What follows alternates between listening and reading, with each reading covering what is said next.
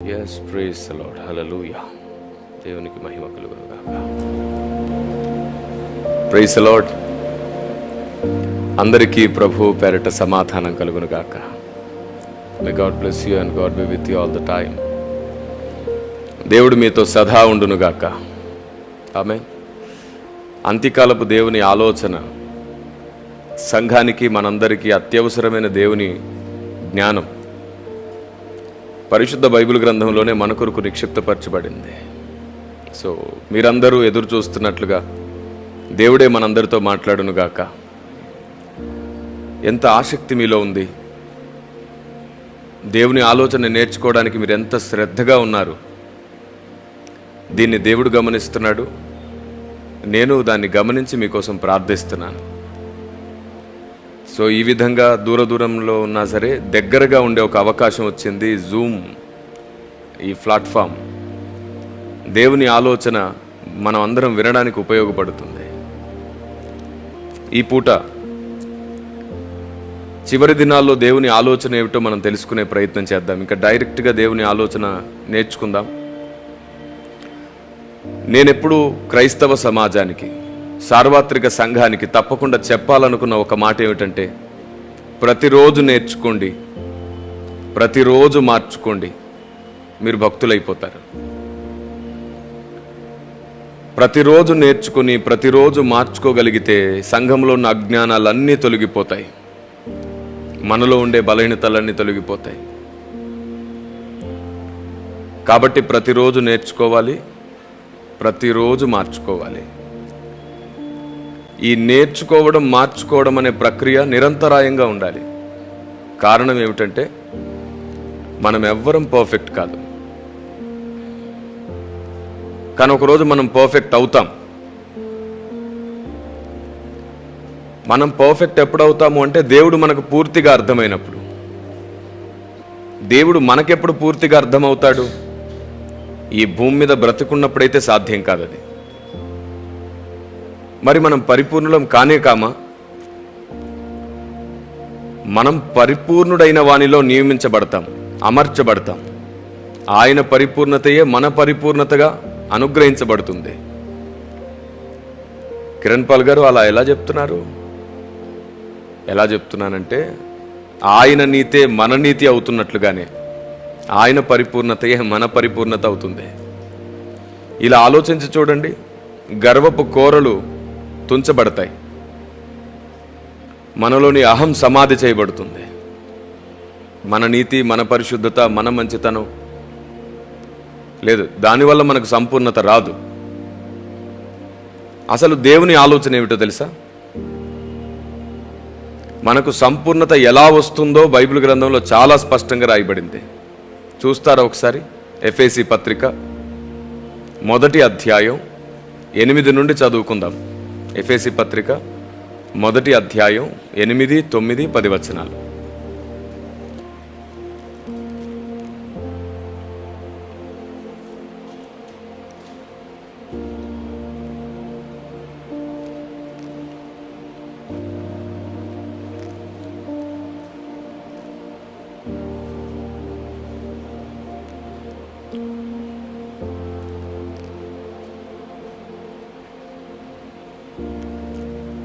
So మీరు screen పైన చూస్తున్నారు కదా. కాలం సంపూర్ణమైనప్పుడు జరగవలసిన ఏర్పాటును బట్టి ఆయన తన దయా సంకల్పము చొప్పున తన చిత్తమును గూర్చిన మర్మమును మనకు తెలియజేసి, ఈ మాటను మీరు నోట్ చేసుకోండి, తన చిత్తమును గూర్చిన మర్మమును మనకు తెలియజేసి మనకు సంపూర్ణమైన జ్ఞాన వివేచన కలుగుటకు ఆ కృపను మన ఎడల విస్తరింపజేసెను అని ఉంటుంది. సో దేవుడు తన చిత్తానుసారమైన మర్మమును మనకు తెలియజేసి మనకు సంపూర్ణమైన జ్ఞాన వివేచన కలగజేస్తాడంట. ఈరోజు మీ ప్రయత్నాన్ని నేను హర్షిస్తున్నాను. వాస్తవానికి నోవెల్ ఇవాంజలిజం టీం కదా, సో మీరు చేస్తున్న ఈ ప్రయత్నం హర్షించదగిందే. తప్పకుండా దేవుని వాక్యాన్ని వినడానికి ఆసక్తి తగ్గిపోతున్న ఈ రోజుల్లో దేవుని ఆలోచన ఏమిటో తెలుసుకుందామనే మీ తపన, మీ ప్రయత్నం, మీ కృషి పరిశుద్ధాత్మదేవుడు మిమ్మల్ని నడుపునుగాక, బలపరుచునుగాక. ఈ చివరి దినాలలో అనేకులకు వెలుగుగా దేవుడు మిమ్మల్ని మార్చునుగాక. వెలుగు అంటే జ్ఞానం వల్ల మాత్రమే సాధ్యం, అభిషేకం కృపావరముల వల్ల కాదు. అభిషేకం కృపావరం అనేది ఏదైతే ఉందో అది మన కంటికి కనబడని చీకటి శక్తితో మనం పోరాడడానికి మాత్రమే. మన ఆత్మ బలం పొందడానికి లేదా మనం ఆత్మీయంగా బలం పొందడానికి అభిషేకం కృపావరం మాత్రమే సరిపోదు అంటున్నాను. మనకు దేవుని జ్ఞానం కావాలి, దేవుని ఆలోచన విధానం కావాలి. అప్పుడే మన ఆత్మ అత్యంత బలమైన శక్తిగా మారుతుంది. భక్తి యొక్క శక్తి ఉంది చూశారు, అది అభిషేకంలో కృపావరంలో కాదున్నది, దేవుని ఆలోచన విధానంలో ఉంది. ఐడియాలజికల్గా మనం సెట్ అయితే స్పిరిచువల్గా ఉన్న ప్రతి ఎర్రర్ క్లీన్ అయిపోతుంది, మొత్తం సెట్ రైట్ అయిపోతుంది. మన ఆత్మీయ జీవితంలో ఉన్నటువంటి ఎర్రర్స్ మొత్తం క్లియర్ చేయడానికే దేవుడు తన జ్ఞానాన్ని అనగా ఆత్మదేవుణ్ణి మనకు అనుగ్రహించాడు. సత్యము నుండి సర్వసత్యంలోనికి నడపడానికి ఆత్మదేవుడు వచ్చారు. అభిషేకం ఇవ్వడానికి, కృపావరములు ఇవ్వడానికి మాత్రమే ఆత్మదేవుడు రాలేదు. ఆయన ముఖ్యమైన ఎజెండా సత్యం నుండి సర్వసత్యంలోనికి సంఘాన్ని నడపాలి. కాబట్టి మనం దేవుణ్ణి ప్రార్థించినప్పుడు నన్ను బ్లెస్ చేయి ప్రభువా, నన్ను ఆశీర్వదించు, ఉద్యోగం కావాలి, గర్భఫలం కావాలి, స్థలాలు, ఇల్లు, పొలాలు కావాలి అని అడగకూడదు. ఈరోజు మనకు అది అలవాటు కాదు, మన బలహీనత. తప్పక అడిగేస్తున్నాం, తప్పనిసరి పరిస్థితులు అడగాల్సి వస్తుంది. అడుగుడే మీకు ఇవ్వబడునన్న మాటని మనకు నచ్చినట్లుగా మనం తప్పనిసరిగా వాడుకుంటున్నాం, శోధిస్తున్నాం, శోధించి కావలసింది పొందుకుంటున్నాం. కానీ ఆయన మన వల్ల సంతోషంగా ఉన్నాడో లేదో మనం ఎప్పుడు దాన్ని గమనించాం. వాస్తవానికి దేవుడు మన వలన సంతోషంగా ఉండాలి, దేవుడు మన వలన ఆనందించాలి. అది జరగాలంటే బైబిల్ ఇలా సెలవిస్తుంది.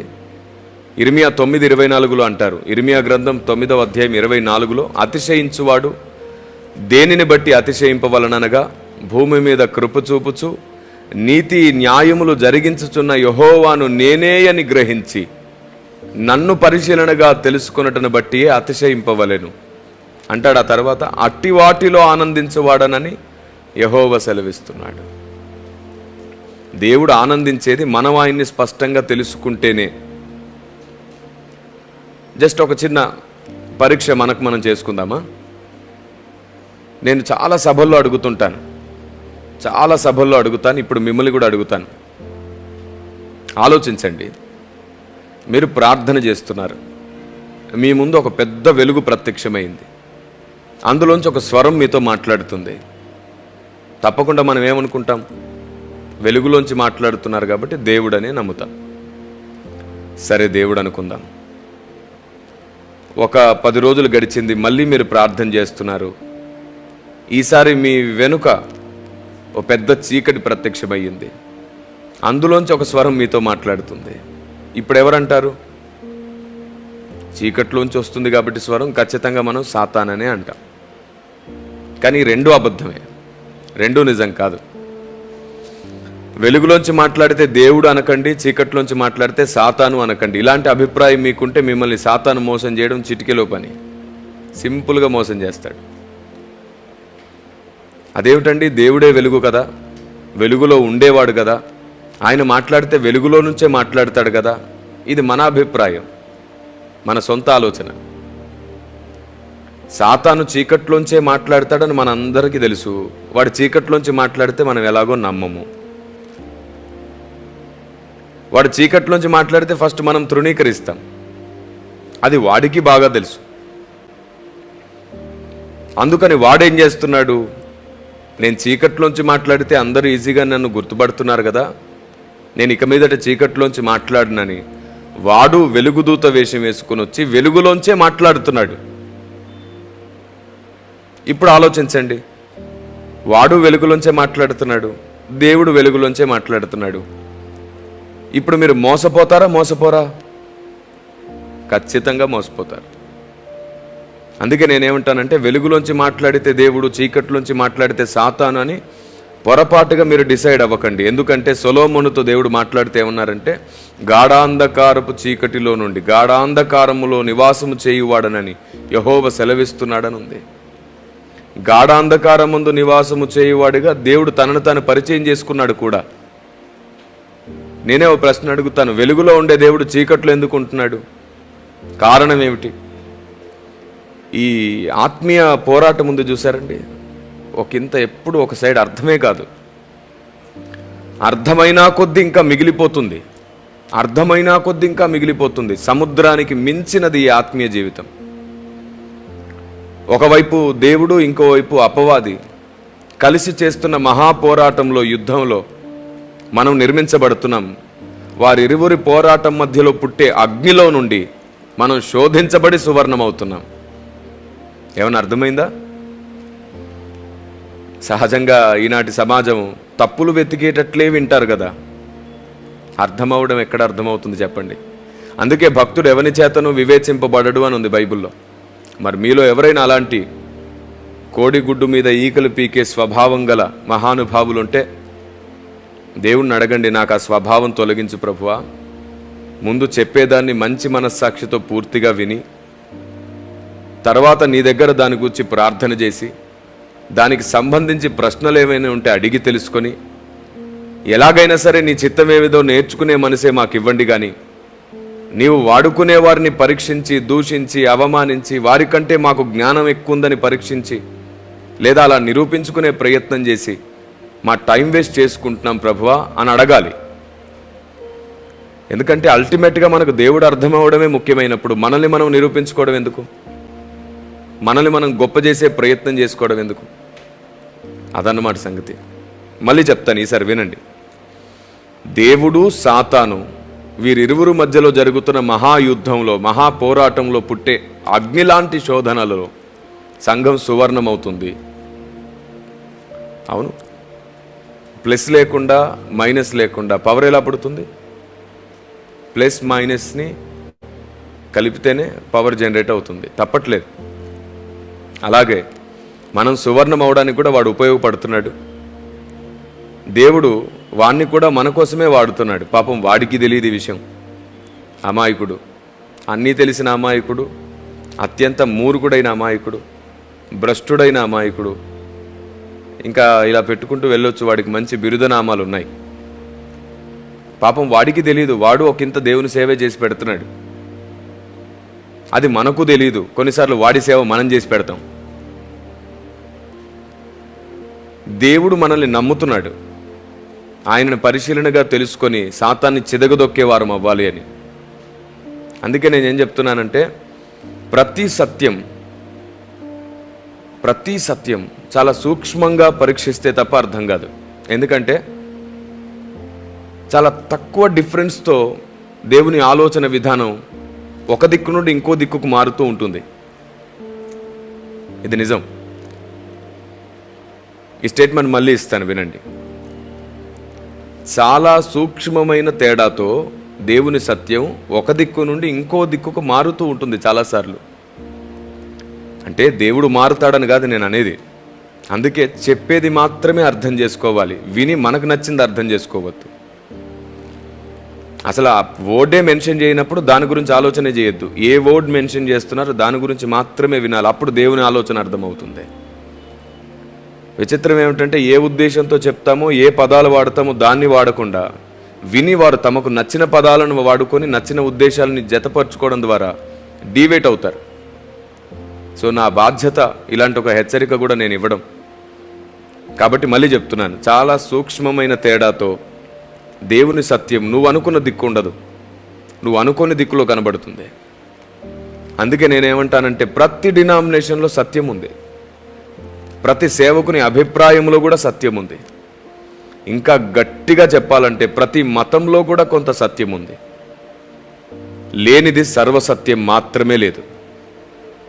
ఏది సర్వసత్యమో అది లేదు. అన్ని డినామినేషన్లలో సత్యం ఉంది, కానీ సర్వసత్యమే లేదు. అందుకే పరిశుద్ధాత్మదేవుడు సత్యము నుండి సర్వసత్యంలోనికి నడిపించడానికి పంపబడ్డారు. సత్యము నుండి సర్వసత్యంలోనికి. ఇప్పుడు మీకు డౌట్, అన్ని మతాల్లో సత్యం ఉండడం ఏమిటి? ఏసే సత్యం కదా. నా దగ్గర ఎల్కేజీ స్టూడెంట్స్ కూడా ఇలాంటి ప్రశ్నలు అడిగారు. ఎందుకంటే ప్రశ్నించడం చిన్నలకు పెద్దలకు అందరికి ఇవ్వబడ్డ హక్కు. అడగాలి, తెలుసుకోవడానికి ఎవరైనా అడగొచ్చు. అది ప్రశ్న చిన్నదైనా పెద్దదైనా అడగడం మన హక్కు. చిన్న ప్రశ్న అని ఎప్పుడు మొహమాట పడకండి. కొన్నిసార్లు చిన్న తాళపు చేతులే పెద్ద తలుపును తెరుస్తాయి. ధైర్యంగా అడగాలి, వినయంగా అడగాలి, శిష్యులమై అడగాలి. అందరి ముందు నేను చాలా గొప్పవాణ్ణి అని నిరూపించుకోవడానికి ఒకడు ప్రశ్నించాడు యేసు ప్రభుని, నిత్య జీవం పొందడానికి ఏం చేయాలి అని. ఆయన చెప్పాడు, ధర్మశాస్త్రాన్ని వెంబడించాలి. నేను అన్నీ చేస్తున్నాను చిన్నప్పటి నుంచి, ఐఎమ్ పర్ఫెక్ట్ అన్నాడు. అయితే నీకు ఒక్కటి కొదువుగా ఉంది బాబు, నీ ఆస్తి అంతా అమ్మేసి బీదలకిచ్చి నన్ను వెంబడించి అన్నాడు. మళ్ళీ కనబడలేదు పాపం ఆయన. సో అలా ఉంటుందన్నమాట. కొన్నిసార్లు కొందరు ప్రశ్నిస్తే ప్రశ్నకు ప్రశ్నే జవాబుగా ప్రభు మాట్లాడారు. నేనంటాను ఏమిటంటే, ఒక మంచి ప్రశ్న, ఒక నిజమైన ప్రశ్న ఒక గొప్ప జవాబునిస్తుంది. మన లైఫ్ టైం అది మనకు వెలుగుగా ఉపయోగపడుతుంది. కాబట్టి చాలా సూక్ష్మమైన తేడాతో సత్యాన్ని గుర్తించాలి. అన్ని మతాల్లో సత్యం ఉండడం ఏమిటి చెప్తాను వినండి. అన్ని మతాల్లో సత్యం ఉండడం ఏమిటంటే, మీరు చెప్పండి, ఇస్లాం సహోదరులు, ముస్లిం సహోదరులు దేవుడు ఒక్కడే అని నమ్ముతారా, అనేకులను నమ్ముతారా? ఒక్కడే అని నమ్ముతారు. మరి దేవుడు ఒక్కడే అనేది సత్యమా కాదా?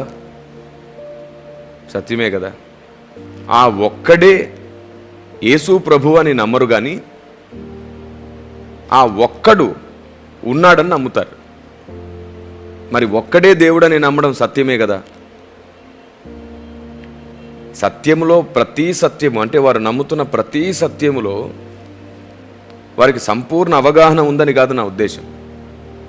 అందుకే ఏం చెప్తానంటే, ఫస్ట్ అన్నిటిని అర్థం చేసుకునే అంత మెచ్యూరిటీ లెవెల్స్ మనకు రావాలి. అలా కాకుండా అందరిని అపార్థం చేసుకొని, తూలనాడి, అవమానించుకొని, దూషించుకొని, తప్పుడు కామెంట్స్ పెట్టుకొని ఏం సాధిస్తారు? ఎప్పుడైనా అలా తప్పుడు కామెంట్స్ పెట్టిన వారు దేవుని దగ్గర మోకరించి ఆయనని ఎదుర్కొన్నప్పుడు వారి మనస్సాక్షి ఎలా ప్రవర్తించుంటుంది కదా. కాబట్టి ఈ విషయం గమనించాలి.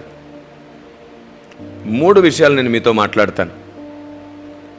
దేవుడు మనకు అర్థం కావాలి అంటే ఫస్ట్ మన స్వబుద్ధిని మనం సమాధి చేయాలి. రెండవది, దేవుడు మనకు అర్థమైన తర్వాత మనం అందరిని అర్థం చేసుకోవాలి. అప్పుడే అందరికీ అన్ని విధాలుగా బోధించగలుగుతాం. మూడవది, అందరికీ అన్ని విధాలుగా బోధిస్తున్నప్పుడు మనం అందరికీ అపార్థం అవుతాం. అందరినీ సహించే ప్రేమ కావాలి. ఈ 3 మనకుంటే మనమే దేవుని చేతి ఆయుధంగా బూరగా వాడబడతాం. మరి దీనికి భక్తి సాధన చాలా అవసరం కదా. ఇప్పుడు నేను చెప్పినంత ఉన్నతమైన భక్తి జరగాలి అంటే ఒక్క మాటతో సాధ్యమయ్యే విషయం అయితే కాదు. అందుకే నేనేమంటానంటే, ప్రతిరోజు నేర్చుకోండి. ఒకటి నీకు అర్థం కాకుండా చాలాసార్లు ఇబ్బంది పెడుతుంది. కొంత టైం తీసుకోండి, దాని గురించి ప్రార్థన చేయండి, దేవుణ్ణి అడగండి. నా లైఫ్లో చాలామంది నన్ను అపార్థం చేసుకున్న వాళ్ళు ఉన్నారు, నన్ను నిందించిన వాళ్ళు ఉన్నారు, నన్ను అవమానించిన వాళ్ళు ఉన్నారు. నన్ను అప్పటి వరకు ప్రేమించి వాళ్ళకు నచ్చింది జరగకపోతే వెంటనే రివర్స్ అయిన వాళ్ళు ఉన్నారు. ఏం జరిగిందో తెలుసా? వాళ్ళందరూ కొంతకాలానికి మళ్ళీ నాకు క్షమాపణ చెప్పి నా ప్రేమను రుచి చూసే ప్రయత్నమే చేశారు. మళ్ళీ సారీ అన్న, పొరపాటు అయిపోయింది, తప్పు అయిపోయింది. అప్పుడు మీరు అర్థం కాలేదు. కారణం ఏంటంటే, మా చుట్టూన్న వాళ్ళు మమ్మల్ని కొంచెం ప్రలోభ పెట్టారు. అప్పుడు మేము తప్పుగా అర్థం చేసుకున్నాం. ఈ విధంగా టైంతో పాటు కొన్ని అభిప్రాయాలు, ఆలోచనలు కూడా మారుతాయి. మనం మెచ్యూర్గా ఉంటాం. వెంటనే ఫైర్ అవ్వకూడదు. ఏ విషయంలో కూడా అతడే దేవుని చేత వాడబడతాడు. ప్రతిదానికి ఊరికే ఫైర్ అయిపోయి, ఊరికే ఛాలెంజులు, సవాళ్ళు చేసి, నేను చెప్తున్నాను, అలాంటి వారి దగ్గర సంపూర్ణ భక్తి గలవారు తయారవ్వరు, శిష్యులు తయారవ్వరు, మంచి మనస్సాక్షి గలవారు తయారవ్వరు. అసలు వారికి దేవుడే మాట్లాడాడు, వారికి ప్రార్థనా జీవితం కూడా పోతుంది. మీరు చూడండి, అమర్యాదగా మాట్లాడేవారు, తొందరపడి మాట్లాడేవారు, ఆవేశంగా మాట్లాడేవారు, సమాజంలో నేను చాలా గొప్ప హీరోని, నన్ను మించిన వాడే లేడు అని చెప్పుకునే ప్రయత్నం చేసే వాళ్ళలో ప్రార్థన జీవితం కొదవవుతుంది, ఆత్మదేవుని చేత నడిపించడం కొదవవుతుంది. వారు కేవలం హిస్టారికల్గాను లేదంటే బిబ్లికల్గా వీరి మాటలతో ప్రభావితం అవడము తప్ప వారు దేవుని మాటతో ప్రభావితమయ్యే అవకాశం ఉండదు. నేనేమంటానంటే దేవుని మాటతో మనం ప్రభావితం అవ్వాలి. దేవుని మనస్సు మనల్ని ఆయనకు నచ్చినట్లుగా మార్చాలి. అసలు మనమెవరం? కొందరు సంఘాన్ని ఉద్ధరించేద్దామనే ప్రయత్నంతో ఎనలేని నష్టం చేస్తారు సంఘానికి. అతడు తప్పు బోధ చేస్తున్నాడు, ఇతడు తప్పు బోధ చేస్తున్నాడు, ఆవిడ తప్పు బోధ చేస్తుందని ఇష్టం వచ్చినట్లుగా మాట్లాడేసుకొని చివరికి వాళ్ళు చేస్తుంది ఏమిటంటే దేవుని దృష్టికి తప్పైనదే చేస్తున్నారు. అవును, నేనేమంటానంటే అందరినీ అన్ని విధాలుగా అర్థం చేసుకునేవాడు దేవుడు. అందరినీ ప్రేమిస్తున్నాడు, అందరికీ మారే అవకాశం ఇస్తున్నాడు. తప్పు బోధ చేసేవాడికి కూడా సత్యంలోనికి రావడానికి అవకాశం ఇచ్చి ప్రేమించి సమస్తాన్ని సమకూరుస్తున్నాడు. దేవుని ఆలోచనని మనం ఫాలో అయితే ఏర్పరచబడి మోసపరచబడి సాతాను చేత భ్రమపరచబడి తప్పులో ఉన్న వారిని కూడా తిరిగి తెచ్చుకోవచ్చు. కిరణ్ పాల్ గారు, ఇది సాధ్యమేనా? ఎస్, నా 19 years ఎక్స్పీరియన్స్లో నేను చాలామందిని తిరిగి సంపాదించుకున్నాను. మీకు తెలుసా, ఇప్పుడు సమాజంలో విఐపి హోదాలో వాడబడుతున్న ప్రముఖులు, అందరికీ పరిచయస్తులు, సేవకులు ఎంతమంది అయితే ఈరోజు ఉన్నారో సోషల్ మీడియా పరంగా కూడా అనేకులకు పరిచయం, వారిలో చాలామందిని నేను సంపాదించగలిగాను. వారిలో చాలామంది తమ ఐడియాలజీని మార్చుకోగలిగారు. వారిలో చాలామంది తమ దురుసు స్వభావాన్ని మానుకుంటున్నారు. చాలామంది తమ సిద్ధాంతాన్ని మార్చుకున్నారు. అవును, వారి పేరు చెప్పి నేను మైలేజ్ తెచ్చుకోవాలనుకోవట్లేదు. ఒకరోజు వస్తుంది, వారే తమంతట తాము మేము ఈ విషయంలో ఇలా మార్చుకోగలిగాం అని చెప్తారు. అప్పుడు కూడా దేవునికే మహిమ కలుగును గాక. ఈ ఐడియాలజీకి మాత్రమే ఘనత కలగాలి. WCM మేమేం నమ్ముతామంటే మనకు ఐడియాలజీ నాయకత్వం చేయాలి. ఆలోచన విధానమే మన నాయకత్వం. ఇలాంటి పునాది ఎప్పుడైతే వస్తుందో అప్పుడు మనిషి చనిపోయినా, మనిషి భూమి మీద లేకపోయినా ఆలోచన విధానం నడిపిస్తూ ఉంటుంది కదా. మీరు చెప్పండి, ప్రభు ఈ లోకంలో మరణించి తిరిగి లేచి ఆరోహణుడై తండ్రి కుడిపార్శ్వమున ఉన్నా సరే ఇప్పటికీ మనం నడుస్తున్నాం. ఆయన ఆలోచన మన చేతుల్లో ఉంది కాబట్టి, పరిశుద్ధ గ్రంథ రూపంలో. కాబట్టి దేవుని ఆలోచన విధానం మనల్ని నడిపిస్తుంది. నా ఈ మాటలు మీకు అర్థమవుతున్నాయని నమ్ముతున్నాను నేను. ఊరికే హెచ్చరికలు, బుద్ధి మాటలు, సండే స్కూల్ కథలు అన్నిట్లోంచి ఒక కొత్త విషయాలు మాట్లాడుకున్నట్టుగా ఉపమానాలు, ఇంకా చాలు అలాంటి మాటలన్నింటినీ పక్కన పెట్టుకొని భక్తిలో ఉన్నతమైన సూత్రములు, యుగాలలోను తరాలలోనూ మరుగు చేయబడ్డ దేవుని ఆలోచన మనం నేర్చుకోవాలి. చిన్న ఎగ్జాంపుల్గా ఒక క్వశ్చన్ అడుగుతాను, ఆలోచిస్తారా? పరలోక రాజ్యంలో ఆకలి దప్పులు ఉంటాయా? ఎస్, మీ మనసులో ఏదైతే స్ఫురించిందో అదే. ఉండవు కదా, బైబిలే చెప్పింది పరలోక రాజ్యంలో ఆకలి దప్పులు ఉండవు. ఓకే, పరలోక రాజ్యంలో ఆకలి దప్పులు లేకపోతే దేవదూతల ఆహారం ఎందుకున్నట్టు? ఆలోచించండి ఒకసారి. సరే, పరలోక రాజ్యంలో ఆకలి దప్పులు లేవు. కొంచెం జగదీష్, ఆ డిస్టర్బెన్స్ నన్ను చాలా ఇబ్బంది పెడుతుంది. వాళ్ళని చాలాసార్లు నేర్పించాను నేను. ఇప్పటికి ట్వైస్ మీరు బయటికి లోపలికి బయటికి, అది కరెక్ట్ కాదు. వినండి జాగ్రత్తగా. చాలా పెద్ద పని పెట్టుకున్నాం, ప్రపంచాన్ని ఇంకేం ఉద్ధరించక్కర్లా, ఆలోచన నేర్చుకుంటే చాలు.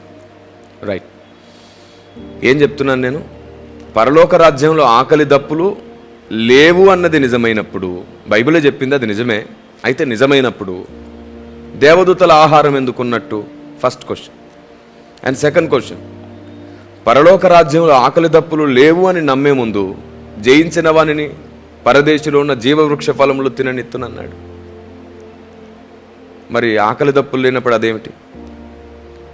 పరలోక రాజ్యంలో ఆకలి దప్పులే లేనప్పుడు సంఘానికి క్రీస్తుకు వివాహమైనప్పుడు పెళ్లి విందు జరుగుతుంది. మరి అదేమిటి? కాబట్టి ఎప్పుడు కూడా ఒకవైపే వెళ్ళొద్దు.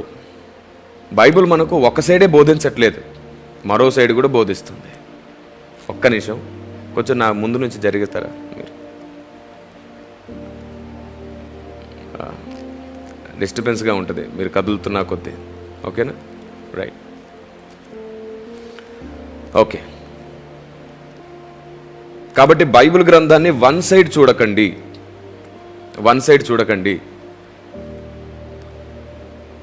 బైబిల్ గ్రంథంలో సత్యము, వాక్యమే సత్యము అని రాయబడింది కదా, రైట్. అదే బైబిల్ గ్రంథంలో నీ వాక్య సారాంశమే సత్యం అని కూడా రాయబడింది. ఇప్పుడు లేఖనం సత్యమా, లేఖన సారాంశం సత్యమా? మీరు దేన్ని సత్యం అంటారు? ఒకసారి ఆలోచించి చెప్పండి నాకు. కాబట్టి నేను అదే చెప్తున్నాను, భక్తులందరూ వన్ సైడ్ పరిగెడుతున్నారు. ఈ విషయంలో చాలా చింతగా ఉంది నాకు. ఒక బ్రదర్ ఒక స్టేట్మెంట్ ఇచ్చారనుకోండి, మీరు ఏ కారణంతో ఆ స్టేట్మెంట్ ఇచ్చారు, ఏ ఉద్దేశంతో ఇచ్చారు, లేఖన ఆధారం ఏమిటి, సంఘానికి దానివల్ల లాభం ఏమిటి, నష్టం ఏమిటి, ఇవన్నీ ఆలోచించుకున్నారా అనే అభిప్రాయాన్ని తెలుసుకోం. మనకు నచ్చిన ఇంకో కోణంతో దాడి చేస్తాం. ఇదా దేవుడు కోరుకున్న సంఘం? ఒక్కింటి వారు తమకు తామే విరోధులవుతే ఆ ఇల్లు నిలవదు. మరి మనమందరం క్రీస్తునందు ఒక్క కుటుంబమే కదా. ఈ ధోరణి క్రైస్తవ సమాజంలో మనం ఒక కుటుంబంగా ఉండేటట్లు చేస్తుందా?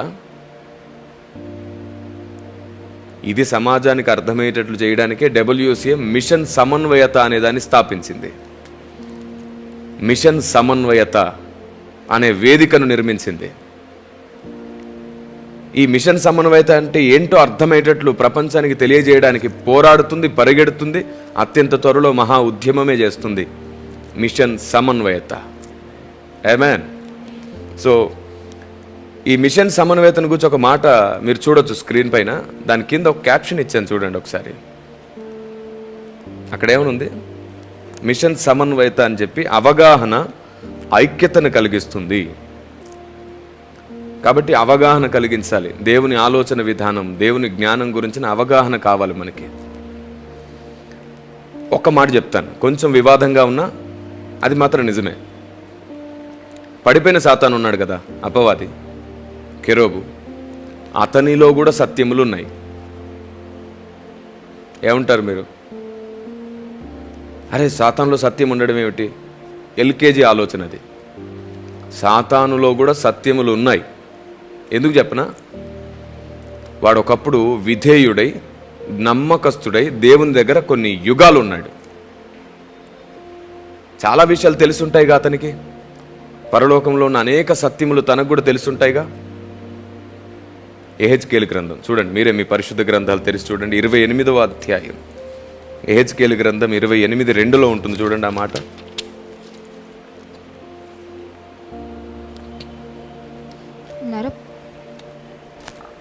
నరపుత్రుడా, నీ ముఖమును ఐగుప్తు రాజైన ఫరో వైపు త్రిప్పుకొని అతని గూర్చియు ఐగుప్తు దేశమంతటిని గూర్చియు ఈ సమాచారం ఎత్తి ప్రవచింపుము.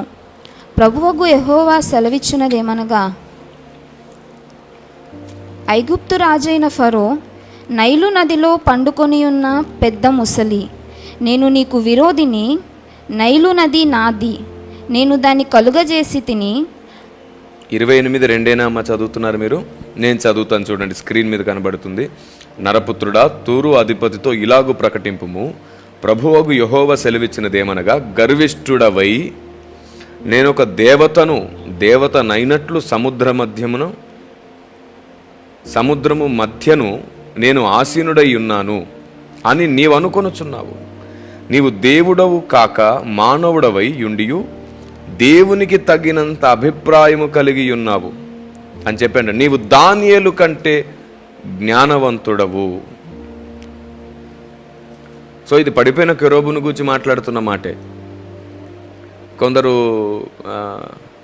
బైబిల్ టీచర్స్ ఏమంటారంటే అది థియాలజీ పరంగా వాళ్ళు చరిత్రలోకి వెళ్ళి కాదు, అది తూరు రాజు గురించి మాట్లాడుతుంది, దాని ఎవిడెన్స్ ఇదిగోండి. నేను అదే చెప్తున్నాను, బైబిల్ ఎప్పుడు వన్ సైడే చూస్తున్నారు. దేవుడు మనకు తన ఆలోచన చెప్పే ప్రయత్నం చేస్తున్నాడు. ఫిగరేటివ్గా మాట్లాడుతాడు దేవుడు. ఫిగరేటివ్గా మాట్లాడతాడు.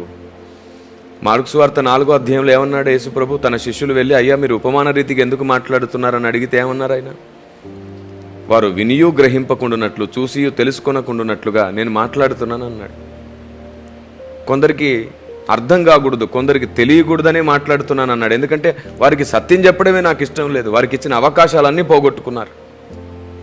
వారు నా ప్రవక్తలను చంపారు. వారికి ఇచ్చిన టైం అంతా వేస్ట్ చేసుకున్నారు. అలాంటి వారి ముందు, అంటే పందుల ముందు నేను ముత్యాలు చల్లను అని చెప్తున్నాడు ఇండైరెక్ట్గా. సో దేవుని ఐడియాలజీని మనం స్పష్టంగా తెలుసుకోవాలి. మనకు నచ్చినట్లు దేవుడు లేడు. ఈ స్టేట్మెంట్ రికార్డ్ చేసుకోండి మీ మైండ్స్లో. మనకు నచ్చినట్లు దేవుడు లేడు. దేవుడు ఎలా ఉంటే అలాగే మనం నచ్చాలి, మనకు ఇష్టపడాలి. మనకు నచ్చినట్లు దేవుడు ఉండడు, లేడు. మనం ఆయన ఎలా ఉంటే అలాగే ఇష్టపడాలి, నచ్చాలి మనం. రెండోది, దేవుడు ఎలా ఉంటే అలా మనం అర్థం చేసుకోవాలి. మనకు నచ్చినట్లే దేవుడు ఉన్నాడని మనం డిస్కవర్ చేయకూడదు. అప్పుడు దేవుడు మన స్నేహితుడు అవుతాడు. అవును, నాకు 8 సంవత్సరాల వయసు ఉన్నప్పుడు నేను దేవుని స్వరం ఫస్ట్ టైం విన్నాను. ఆ తర్వాత 13 సంవత్సరాలకి నేను సేవకు వచ్చాను. ఇప్పటికీ ఆయన పనిలో పరిగెడుతూనే ఉన్నాను. ప్రతి ఒక్కరి దగ్గర నేర్చుకుంటాను. ఎందరో భక్తులు వారి బోధనా విధానం, వారి భక్తి విధానం, శ్రమలను ఓర్చిన విధానం నేర్చుకున్నాను. మనం అందరి దగ్గర అన్ని విషయాల్ని గ్రహించాలి, నేర్చుకోవాలి, తెలుసుకోవాలి. ఎందుకంటే దేవుడు అందరినీ వాడుకుంటున్నాడు. ఒక భక్తునిలో ఒక తప్పు ఉందనుకోండి, భక్తుడే తప్పైపోడు. అందుకే నేను ఒక స్టేట్మెంట్ని ఇచ్చాను, ఏమిటంటే మనిషిలో పొరపాటు ఉంటుంది, సహోదరునిలో పొరపాటు ఉంటుంది, కానీ సహోదరుడే పొరపాటు కాదు. ఇప్పుడు దావీదులో పొరపాటు ఉంది, దావీదునే పొరపాటు అన్నామా మనం? దావీదు మారాడు. తన పశ్చాత్తాపం తనకు మరొక జీవితాన్ని ఇచ్చింది. అలాగే శాంసన్లో పొరపాటు ఉంది, శాంసనే పొరపాటు కాదు. అలాగే భూమి మీద మనుషులమైన మనందరిలో పొరపాటు ఉంది. ఆయన మనల్నే పొరపాటు అనట్లేదు, అవకాశం ఇస్తున్నాడు. నీ ద్వారా పొరపాటు జరిగింది, సరి చేసుకో అంటున్నాడు. దుష్టుడు తన దుష్టత్వం వలన మరణించుట నాకు ఇష్టం లేదన్నాడు. మనమేమో దుష్టుడు చస్తే బాగుంటా అంటాం. మనం ఎంత డిఫరెన్స్ చూడండి మన భక్తికి, ఆయన చెప్పిన ఆలోచన విధానానికి. కాబట్టి చివరి దినాలలో దేవుని ఆలోచన మనల్ని సహించమంటుంది, అన్నిటినీ నేర్చుకోమంటుంది, ఓపికతోనే కనిపెట్టమంటుంది. నీకు అర్థమైనట్లు కాక దేవుడు చెప్పే వరకు ఓపిక పట్టమంటుంది.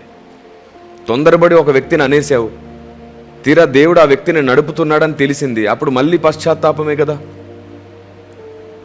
అంటే నువ్వు అందుకోలేని స్థాయిలో ఆ వ్యక్తి ఉండి బోధించుంటాడు, నీకు అర్థం కాక నువ్వు అది తప్పనుకొని ఉండుంటావు. అలాగనమాట.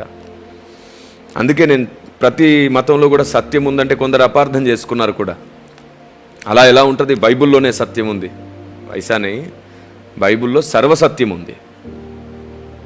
అన్ని చోట్ల సత్యం ఉంది, బైబిల్లో సర్వసత్యం ఉంది. అన్నింటికి న్యాయం చేసే గ్రంథం బైబిల్.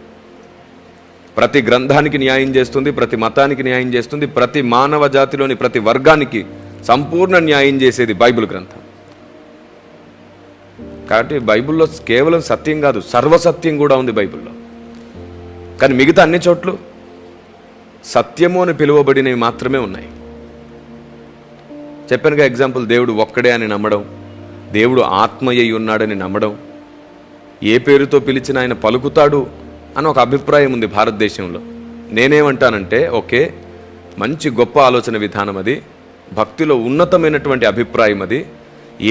ఏ పేరుతో పిలిచినా ఆయన పలుకుతాడనే విషయం కూడా నిజమే, కానీ ఆయనకు సంబంధించిన పేర్లతో పిలిస్తేనే పలుకుతాడు, ఇది సత్యం. ఏమేన్? ఏ పేరుతో అయినా పిలిస్తే పలుకుతాడనేది ఎంత నిజమో, ఆయనకు సంబంధించిన పేర్లు ఎన్ని ఉన్నాయో అన్నిటితో పిలిస్తేనే పలుకుతాడు. ఆయనది కాని పేరుతో పిలిస్తే ఆయన పలకడు. అదేమిటండి మళ్ళీ ఇలా మాట్లాడారు? నిజం.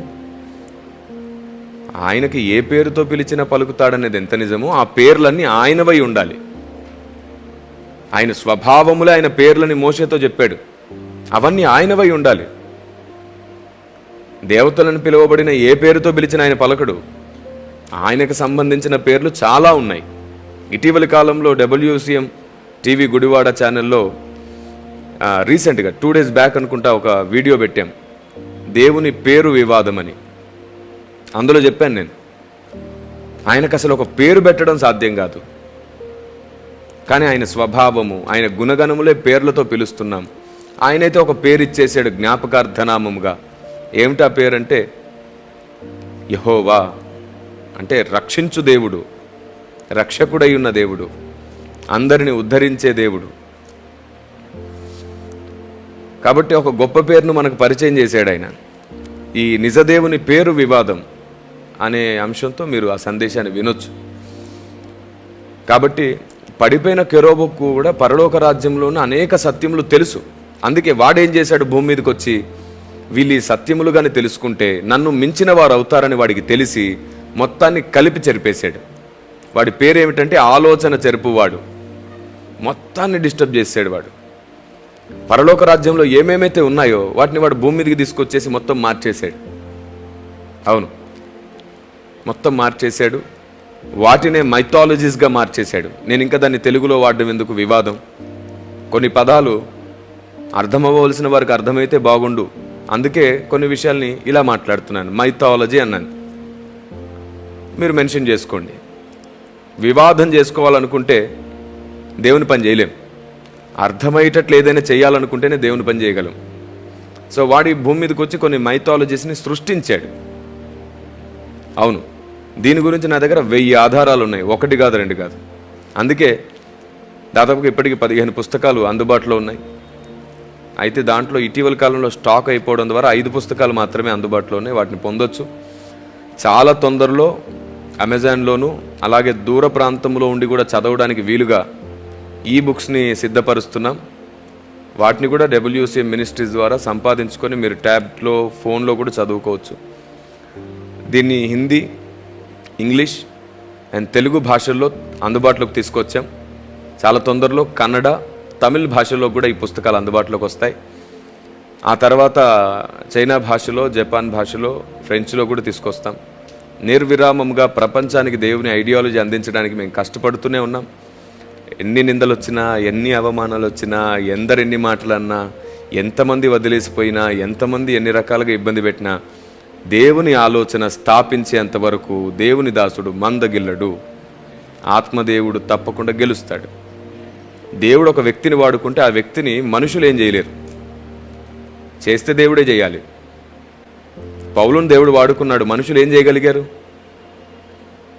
అక్కడ హతసాక్షి అవ్వాలని దేవుడు సరే అని ఒప్పుకున్నాడు కాబట్టి ఆయన హతసాక్షి అయ్యాడు. దేవుని అనుమతి లేకుండా ఏం జరగదు. సో ఇంకా చాలా ఉంది. ఇప్పటివరకు నేను చెప్పింది కేవలం ఇంట్రడక్షన్ మాత్రమే. ఇంతసేపు మాట్లాడింది కూడా ఐడియాలజీని అర్థం చేసుకోవడానికి కావలసిన ఆలోచన. ఇంకా ఐడియాలజీ అంటే ఎలా ఉంటుంది, దాని డెప్త్ నాలెడ్జ్ ఇంకా నేను వివరించలేదు. దానికోసం WCM సందేశాలని మీరు వెంబడించండి. అందరి దైవజనుల దగ్గర కూడా దేవుని జ్ఞానం ఉంది, తెలుసుకోండి. ప్రతి సువార్థికుడు, ప్రతి సంఘ కాపరి, ప్రతి బోధకుడు కష్టపడే సేవ చేస్తున్నారు. వారిలో మీకు నచ్చని కోణం ఏదైనా ఉంటే వారిని తప్పుపట్టకండి. మనకు నచ్చకపోయినంత మాత్రాన దేవుడికి నచ్చట్లేదని ఎలా ఫిక్స్ అవుతారు కదా? మాకు ఆయన నచ్చలేదండి, ఇది పొరపాటు అండి ఆయన చేయడం, ఈ బోధ కరెక్ట్ కాదండి అని అంటారు కదా. సరే, అతనిలో ఆ ఒక్కటి సరిగ్గా లేదనుకోండి, మొత్తం కరెక్టే కాదని ఎలా అంటారు? అతన్ని తప్పుడు బోధకుడు అని ఎలా అంటారు? ఈరోజు ట్రెండ్ అలా ఉంది. మరి వీళ్ళు పెద్ద మనుషులు ఎలా అయ్యారో, వీళ్ళకి నాలెడ్జ్ ఎలా ఉందని ఒప్పుకోవాలో, వీరు భక్తులు ఎలా అయ్యారో. అందుకే నేనేమంటానంటే కనీసం ప్రతిరోజు 3 గంటలు ప్రార్థన చేసి ఉండాలి. ప్రతిరోజు కనీసం 10 మందికి సువార్త చేసే అనుభవం ఉండాలి. ప్రతిరోజు ఖచ్చితంగా కనీసం 10 మంది కోసం విజ్ఞాపన చేసే మనసు కావాలి. ప్రతిరోజు బైబిల్ చదివి ఉండాలి. ఇలా చేసిన వాడు మాత్రమే దేని గురించైనా మాట్లాడే అర్హత గలవాడు. ఎందుకంటే 3 గంటలు ప్రార్థన చేసేవాడికి వాడి స్వబుద్ధి పనిచేయదు. దేవుని జ్ఞానం కోసం 3 గంటలు ప్రార్థన చేయాలి. మన అప్పులు, కోరికలు, ఇష్టాలు వాటి కోసం కాదు. నీ ఐడియా ఏమిటి, నీ థాట్ ఏమిటి? ప్రభువా, నీ థాట్ ప్రాసెస్ నాకు బోధించు, నీ ఆలోచన విధానం నాకు బోధించు అని అడగాలి పదే పదే. అప్పుడు ప్రయోజనం అవుతుంది. కాబట్టి పరిశుద్ధాత్మదేవుడు మీ అందరితో మాట్లాడడానికి ఈ అంత్యకాలపు ఆలోచన విధానాన్ని మీ ముందుకు తీసుకొచ్చాడు. నిజంగానే నా మాటలు మిమ్మల్ని ప్రేరేపిస్తే, ప్రభావితపరిస్తే, ప్లీజ్ ఎవరిని తూలనాడకండి, అనవసరంగా దేవుని దృష్టిలో లెక్కలోకి రాకండి. కనీసం 3 గంటలు ఒకసారి ప్రార్థన చేసి చూడండి. 10 మంది కోసం విజ్ఞాపన చేసి చూడండి. 10 మందికి సువార్త చేసి చూడండి. బైబిల్ కూడా తప్పకుండా ప్రతిరోజు చదవండి. అప్పుడు నువ్వు దేని గురించైనా ఆలోచించు. తప్పక పరిశుద్ధాత్ముడు సరి అయిన దిశలో నడిపిస్తాడు. ప్రార్థన లేదు, వాక్య ధ్యానం లేదు, కేవలం పరిశీలించాలి, ఇతన్ని తప్పుబట్టాలనేటట్లుగా చూస్తే అరే ఆ పని ఎవరైనా చేస్తారు. లోకంలో ఉన్నవాడు కూడా, క్రీస్తుని ద్వేషించేవాడు కూడా బైబిల్ని చాలా పరిశీలించి ప్రతి సేవకుని బోధన తప్పుబట్టగలరు. తప్పుబట్టడం గొప్ప కాదు, తప్పుబట్టడం ఆఫ్ నాలెడ్జ్, అజ్ఞానం. అర్థం చేసుకోగలగడమే ఫుల్ నాలెడ్జ్, దైవజ్ఞానం. అర్థమవుతుంది కదా? సో అంత్యకాలపు దేవుని ఆలోచన విధానం ఇది. మీ సహనం సకల జనులకు కనబడనివ్వండి. అది మొదటిది. సాత్వికులే ధన్యులు, వారే భూలోకాన్ని స్వతంత్రించుకుంటారు. అది రెండవది. ఎందుకంటే వీరిని దేవుడు వాడుకుంటాడు, ఆత్మదేవుడే వాడుకుంటాడు. ఇంకా ఇలా మాట్లాడుతూ పోతే చాలా సంగతులు ఉన్నాయి. కాబట్టి మీరు నాకు ఇచ్చిన సమయం 9:30. సో ఇంకో 5 or 10 minutes నేను మీతో మాట్లాడి ఈ సమయాన్ని తిరిగి మరలా మీకు అప్పగిస్తాను. కాబట్టి మీరు అందరూ చేయాల్సినటువంటి ముఖ్యమైన పని ఏమిటంటే, ఫస్ట్ మన థాట్ ప్రాసెస్ మార్చుకోవడం కోసం దేవుని దగ్గర ఏడవండి, ఉపవాసం ఉండండి, ఉపవసించి అడగండి. మీకు తెలుసా, ఉపవాసం ఉండి స్వభావాన్ని వరముగా అడగాలి దేవుని దగ్గర. అప్పుడు దేవుడు మన స్వభావాన్ని అద్భుతంగా చెక్కుతాడు, మనకు మంచి వరాన్ని ఇస్తాడు. దావీదు అలాగే స్వభావాన్ని వరముగా పొందాడు. దావీదు పొందిన వరములు అని ఒక సందేశం ఉంటుంది WCM ఛానల్లో, మీరు చూడొచ్చు దాన్ని. దావీదు పొందిన వరములు అని. ఈ లోకంలో నిలిచిపోయే వరముల కంటే కూడా నిత్యము మనకు మహిమను తెచ్చిపెట్టే వరాలు స్వభావాన్ని వరముగా అడగండి, శిష్యత్వాన్ని వరముగా అడగండి, భక్తిని వరముగా అడగండి. తప్పకుండా ఆత్మదేవుడు ఇస్తాడు. ఆయనకి ఇష్టమైన వరం మన స్వభావాన్ని వరముగా అడిగితే. మనకు నచ్చింది ఏమిటంటే, ఈ లోకంలో పాపులారిటీకి సంబంధించిన వరం మనకు బాగా ఇష్టం. కానీ పరలోకంలో పాపులారిటీని సంపాదించేది స్వభావాన్ని వరముగా పొందడం. ఓకేనా? సో ఫైనల్గా ఇంకొక మాట చెప్తాను. ఎలాగో ప్రార్థన చేయండి, ఉపవాసం ఉండండి అని అంటున్నాను కదా. ఉపవాసం ఉన్నప్పుడు ఉద్యోగం చేస్తూ పని చేస్తూ ఉపవాసం ఉండకండి. ఆ రోజు సెలవు పెట్టుకొని గదిలోనే గడుపుతూ ఉపవాసం ఉండండి. లేదా ఉపవాసం అసలు ఉండొద్దు. మీరు దేవునితో సమయం గడపలేకపోతే, మీరు దేవునితో సమయం గడపడానికి ఉపవాసం ఉండండి, కానీ గడపలేకపోతే ఉపవాసం ఉండొద్దు. నేను ఉద్యోగం చేస్తూ ఉపవాసం ఉంటానంటే అవసరం లేదు. అలాంటి ఉపవాసంతో ఎలాంటి ప్రయోజనం లేదు. నీకు సెలవు ఉన్నప్పుడు లేదా సెలవు పెట్టుకొని టోటల్గా టైం అంతా దేవునితో గడపాలి. లేకపోతే ఉద్యోగం చేస్తూ స్తుతి చేస్తూ ఉండొచ్చు, నాన్ స్టాప్గా ఉద్యోగం చేస్తూ మనసుతో ప్రార్థన చేస్తూ ఉండొచ్చు. ఉపవాసం ఉంటేనే నేను నీ ప్రార్థన వింటాను అని దేవుడేం చెప్పట్లేదు. ఉపవాసం ఉంటే ఎంత మంచిదో, ఉపవాసం ఉన్నప్పుడు దేవుడు చెప్పిన పద్ధతిని ఫాలో అయితే అంతకంటే మంచిది. అలా పద్ధతిని ఫాలో అవ్వలేకపోతే ఉపవాసం ఉండి కాక మనసుకు ప్రతిష్టను లేదా ప్రత్యేకతను కలిగించుకొని దేవునితో గడపచ్చు. ఏం పని చేస్తున్నా ఆయన్నే స్మరించుకుంటూ ఆయన్ని మెప్పించవచ్చు, ఒప్పించవచ్చు. ఆయన మన తండ్రి, తల్లి. తప్పకుండా పిల్లలు కన్నీళ్లు గారుస్తుంటే ఆయన చూస్తూ ఊరుకోడు, స్పందిస్తాడు. ఇక మరొక చివరి స్టేట్మెంట్ ఇస్తాను. మీరు మీ ప్రార్థనా గదిలో మోకరించినప్పుడు దేవునితో మీకు సహవాసం కలగాలంటే ఇప్పటివరకు నేను చెప్పిన ఐడియాలజీని మీరు తప్పక ఫాలో అవ్వండి. ఎవరిని వెంటనే తృణీకరించకండి, వెంటనే అవమానించకండి. మీకు నచ్చిన వాళ్ళు ఏదైనా మీకు చెప్పినంత మాత్రాన గుడ్డిగా నమ్మకండి. ఎందుకంటే ఈ చివరి రోజుల్లో ఎవరికి సగం అర్థమైనా మొత్తం అర్థమైనట్లు నాకు చాలా తెలుసు, నాకు బాగా తెలుసు, ఏమనుకున్నారు నేను అనే గుడ్డితనాన్ని వారు కలిగి ఉండి మనకు ఆ గుడ్డితనం కలుగజేస్తారు. ఇన్ఫర్మేషన్ నీకు పూర్తిగా తెలియడం గొప్ప విషయం కాదు. ఆ పూర్తిగా తెలిసిన దానివల్ల నీకెంత ఆశీర్వాదం, అది చెప్పడం ద్వారా పక్కన వారికి ఎంత ఆశీర్వాదం, వాటిని బయటికి ప్రాపగండ చేస్తే సంఘానికి ఎంత ఆశీర్వాదం, అది తెలుసుకొని ఉండాలి. చూసిందల్లా మాట్లాడకూడదు, వినిందల్లా మాట్లాడకూడదు, అనిపించిందల్లా మాట్లాడకూడదు. దేవుణ్ణి అడగండి, ఆయనే నడిపిస్తాడు. చూసిందల్లా మాట్లాడితే ఎలా ఉంటుందంటే, ఒక పాస్టర్ గారు తెలిసి నాకు చాలా అధిక నీతిమంతుడు, ఇంకా అలా ఆకాశం నుంచి ఊడిపడ్డాడేమో అనిపిస్తుందన్నమాట అతన్ని చూస్తుంటే. ప్రారంభంలో నాకు భయం వేసేది, సేవ ప్రారంభంలో, బాబోయ్ ఈయన నిజంగా ఎంత భక్తిపరుడు, నేను ఇతనిలా ఉండలేకపోయానే అని నన్ను నేను చాలాసార్లు అనుకున్నాను. కాలం గడుస్తుంటే నాకు భయం వేసింది, ఇతనిలా ఉండాలని ప్రార్థన చేసి తప్పు చేశానా అని. అంత అధిక నీతిమంతుడు. ఏంటంటే ఒకసారి ఒక బ్రదర్ వాళ్ళ భార్య వేరొకరితో బైక్ మీద వెళ్తుంది. ఈయన సెంటర్లో చూశాడు. చూసి వెంటనే భర్తకు ఫోన్ చేశాడు, ఏంటి నీ భార్య ఎవరితోనో వెళ్తుంది అని చెప్పేశాడు. ఆయన అడుగుతానండి ఎవరితో వెళ్ళిందో అని చెప్పాడు. ఇంటికి వచ్చిన తర్వాత అడిగాడు, ఎవరితో వెళ్ళావు అని.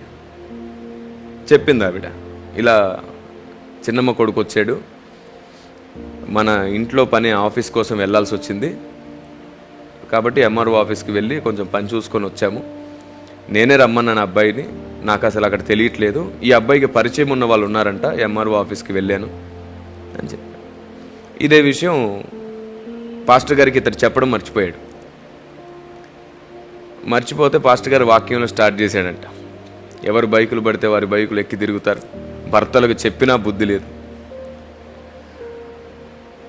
ఆ ప్రసంగం విన్న తర్వాత ఆయన వచ్చి మాట్లాడారంట, పాస్టర్ గారు అతను ఎవరో కాదు, ఆ అమ్మాయి వాళ్ళ తమ్ముడు, కజిన్, చిన్నమ్మ కొడుకంట. ఆ అబ్బాయి నాతో కూడా బాగా క్లోజ్గా ఉంటాడు, మీకు తెలియదు ఆ అబ్బాయి, అందుకు మీరు అలా అనుకున్నారు. సో పైగా వాక్యంలో కూడా అట్లా గద్దించేశారు, మమ్మల్ని అడగాల్సింది కదా బాబు, చెప్పావా అడిగావా ఏంటని మీరు అడగలేదు. ఇలా ఉంది సమాజం. మనందరం అంతే. ఆ పాస్టర్ గారిని అందం ఎందుకు, మన హృదయమే చెడ్డది, నరుని హృదయం కేవలం ఎల్లప్పుడూ చెడ్డదంటే అంతే. కాబట్టి తొందరపడొద్దు, మనమేం నీతిమంతులం కాదు, నీతిమంతులం అవుతున్నాం, ఖచ్చితంగా అవ్వాలి, ఖచ్చితంగా దేవునికి నచ్చినట్లు బ్రతకాలి. కొంతకాలం బలహీనత మన శరీరంలో ఉంటుంది, మనల్ని పడేస్తూ ఉంటుంది, కొన్నాళ్ళకి ఆ బలహీనతను కూడా గెలుస్తాం మనం. బలహీనత ఉన్నంత మాత్రాన చెడ్డవరం కాదు, బలహీనతను గెలిచి గొప్పవరం అవుతాం మనం. అర్థమైంది కదా? బలహీనత ఉంటే చెడ్డవారు కాదు, బలహీనతను గెలవాలి. గెలవడానికి టైం పట్టొచ్చు, ఒకరికొకరు సహాయపడి గెలుచుకోవాలి. ఎందుకంటే ఒక వ్యక్తిలో 99% దేవునికి నచ్చేది ఉందనుకోండి, 1% ఏదో మిస్టేక్ ఉంది, 1% ఆ 1%ఏ ఇష్టపడేది కాదు, తప్పు, ఆ 1% తప్పు అనుకోండి. మనమైతే ఆ 1%ఏ 100%లా చూస్తాం. నా దేవుడు అలాంటి వాడు కాదు. అతనిలో ఉన్న 99% ఆయనకు నచ్చే వాటిని బట్టి ఆ 1%ని సరి చేసుకోవడానికి ఆయన ఇంకా ప్రేమిస్తూనే ఉంటాడు. కాబట్టి సంగమా, మనం అధిక నీతిమంతులాగా ప్రవర్తించొద్దు. ఆయన నేర్పిన ఆలోచన ప్రకారంగా నడిచి పడిపోయిన వారిని లేపుదాం, ఆరిపోయే వారిని వెలిగిద్దాం, అందరినీ కట్టుకుందాం, ఒకరికొకడు బుద్ధి చెప్పుకొని ఒకరినొకడు హెచ్చరించుకొని ఒకరినొకడు కట్టుకుందాం. ద్వేషంతో బుద్ధి చెప్పేవారిని గుర్తించవచ్చు, ప్రేమతో బుద్ధి చెప్పేవారిని గుర్తించవచ్చు. ప్రేమతో బుద్ధి చెప్పేవాడు, ప్రేమతో సత్యం చెప్పేవాడు ఎదుటివాడిని అవమానించి చెప్పడు, గౌరవించే చెప్తాడు. కానీ అధిక నీతిమంతుడు అవమానించి చెప్తాడు. ఇదే డిఫరెన్స్.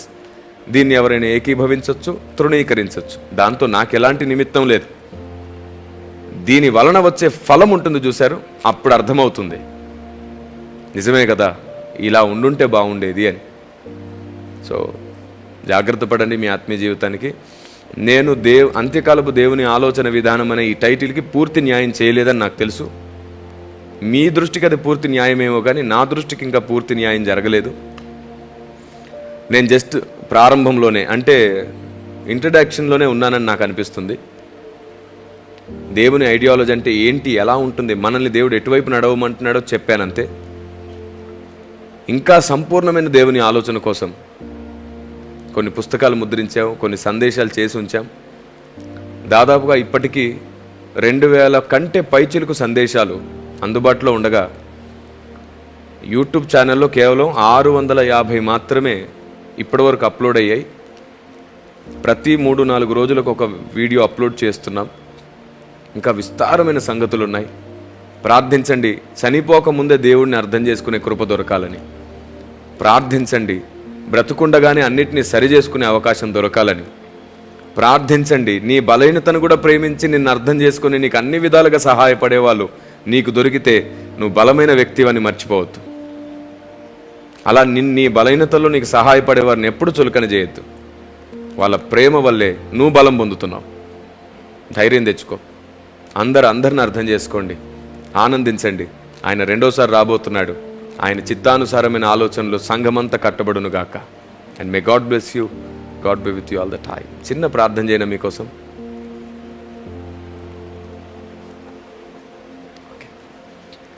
చిన్న ప్రార్థన చేస్తాను. తండ్రి, మీకు వందనాలు. జీవం కలిగిన నా ప్రభువా, సహోదరులతో చాలా తక్కువ సమయం మాట్లాడాను.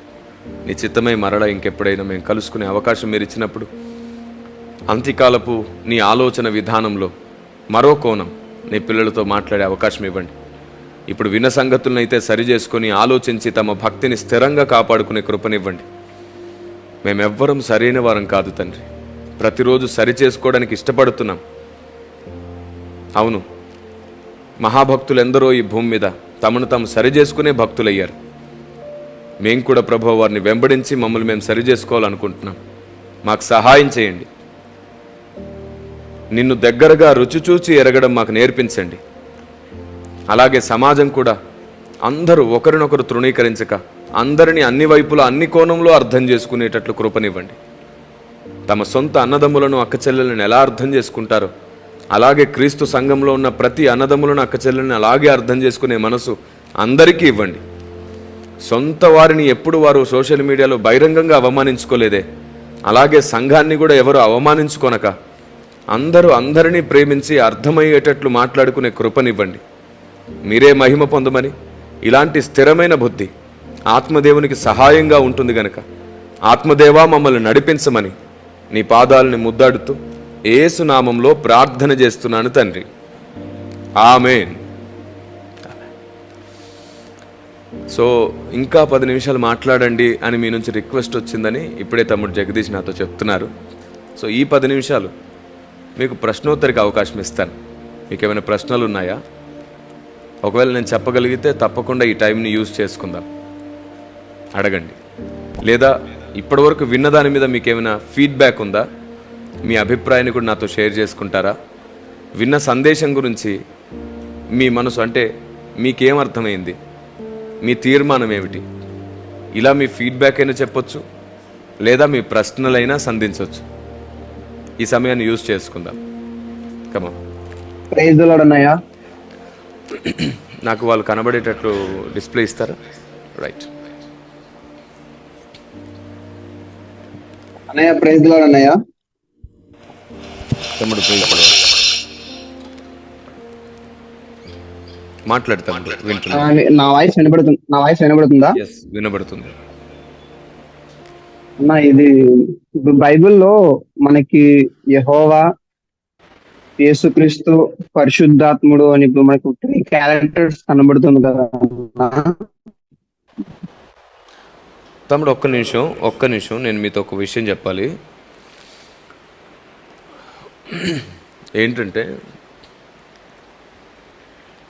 ఇప్పటి వరకు నేను మాట్లాడిన దాని గురించి ఫస్ట్ మాట్లాడుకుందాం.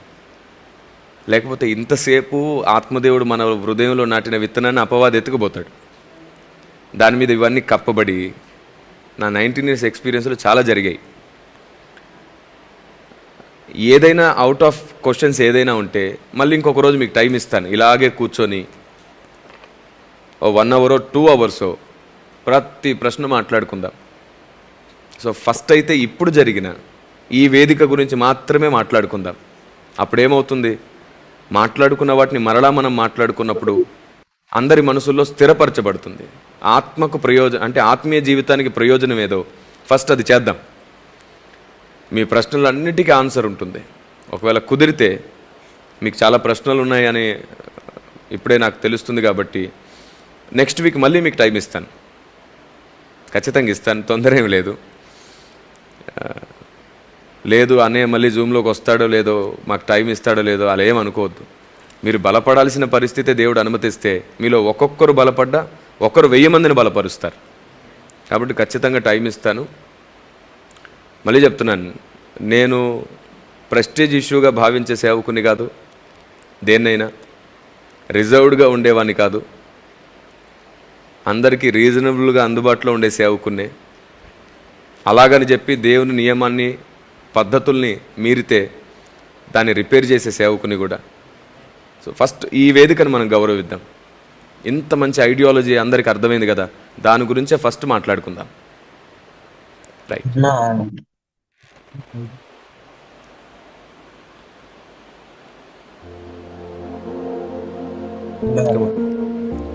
ప్రైజ్ లార్డ్ అన్నా. ప్రైజ్ లార్డ్ తమ్ముడు. హలో, మే ఆడిబుల్ అన్నా? యా, మీ వాయిస్. నేను బెంగళూరు నుంచి నా పేరు ఉదయ్ అని. ఓకే హలో, మే ఆడిబుల్ అన్నా? తమ్ముడు మాట్లాడుతూ ఉండండి, వినబడుతుంది, మీ వాయిస్ వినబడుతుంది, మాట్లాడుతూనే ఉండండి. ఓకే. నేను బెంగళూరు నుంచి. థ్యాంక్ యూ అన్నా, thank you for inspiring us because lot of things I learn from you. Basically నాకు తెలుగు కొంచెం కొంచెం వచ్చు, అందులోనే అడుగుతాను. ఇప్పుడు Okay. ఆత్మీయంగా నడుస్తూ ఉంటే కష్టాలు రావు, ఏది వేదనలు ఉండరు అంటారు కొందరు సేవకులు. కొందరు అంటారు ఆత్మీయంగా ఉంటే కష్టాలు ఉండవు, మళ్ళీ మీకు ఏ బాధలు ఉండవు, ఎప్పుడు సంతోషంగానే ఉంటారు అని చెప్తారు. ఇలాంటి ఒక మాటల వల్ల కొందరికి కన్ఫ్యూజన్ ఉంది అన్న. ఆ కన్ఫ్యూజన్ లో నేను ఒక్కని. ఇది ఎలా అర్థం చేసుకోవాలి అనేది కొంచెం రైట్, చెప్తారా? మంచి ప్రశ్న. ఆత్మీయంగా ఉంటే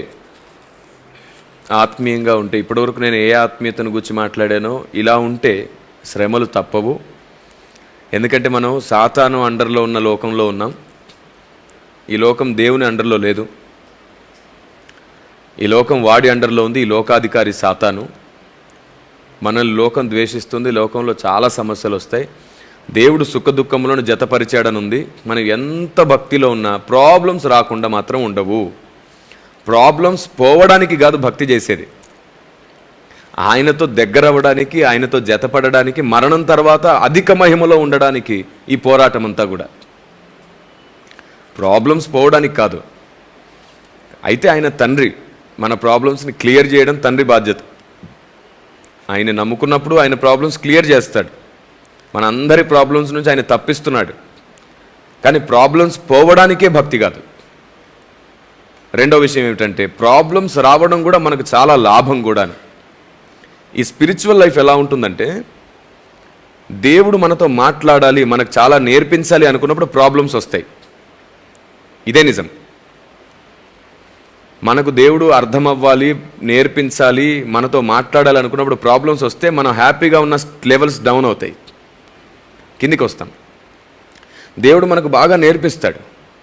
నేర్పించిన తర్వాత మనం అనేకులకు నేర్పించాల్సిన టైం వచ్చినప్పుడు మళ్ళీ మనం పైకి వెళ్తాం. అలా కొంతకాలం ఉంటాం.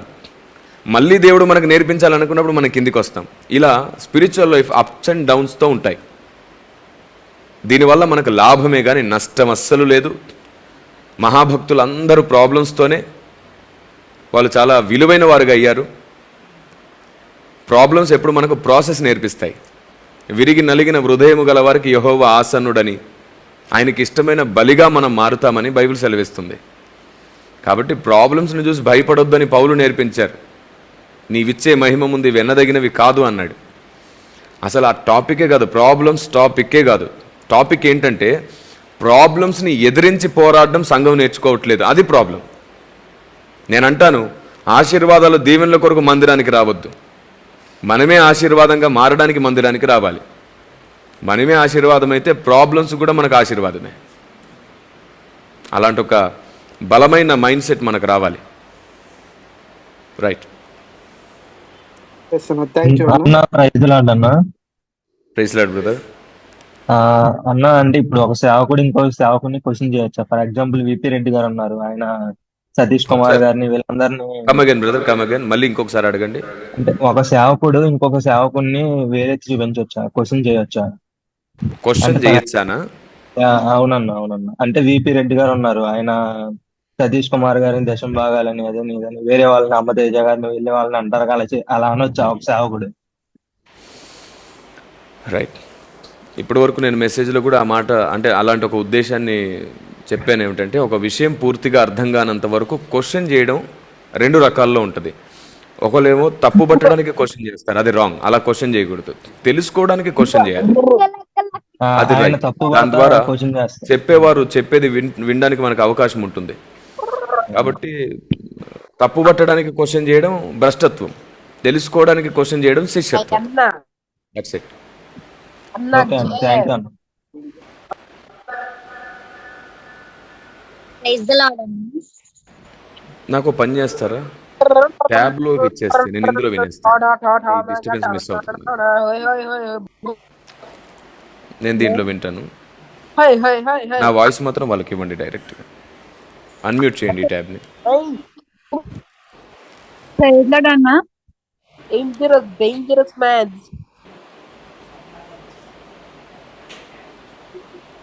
He is dangerous.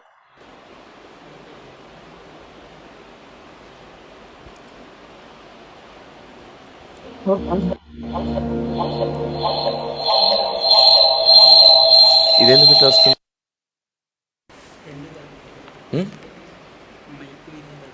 ఓకే, అలాగా.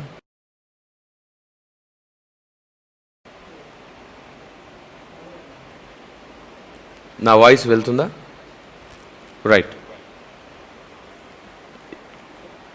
తమ్ముడు విక్టర్ పోలా ఇప్పుడు మాట్లాడేది నాతో. రైట్.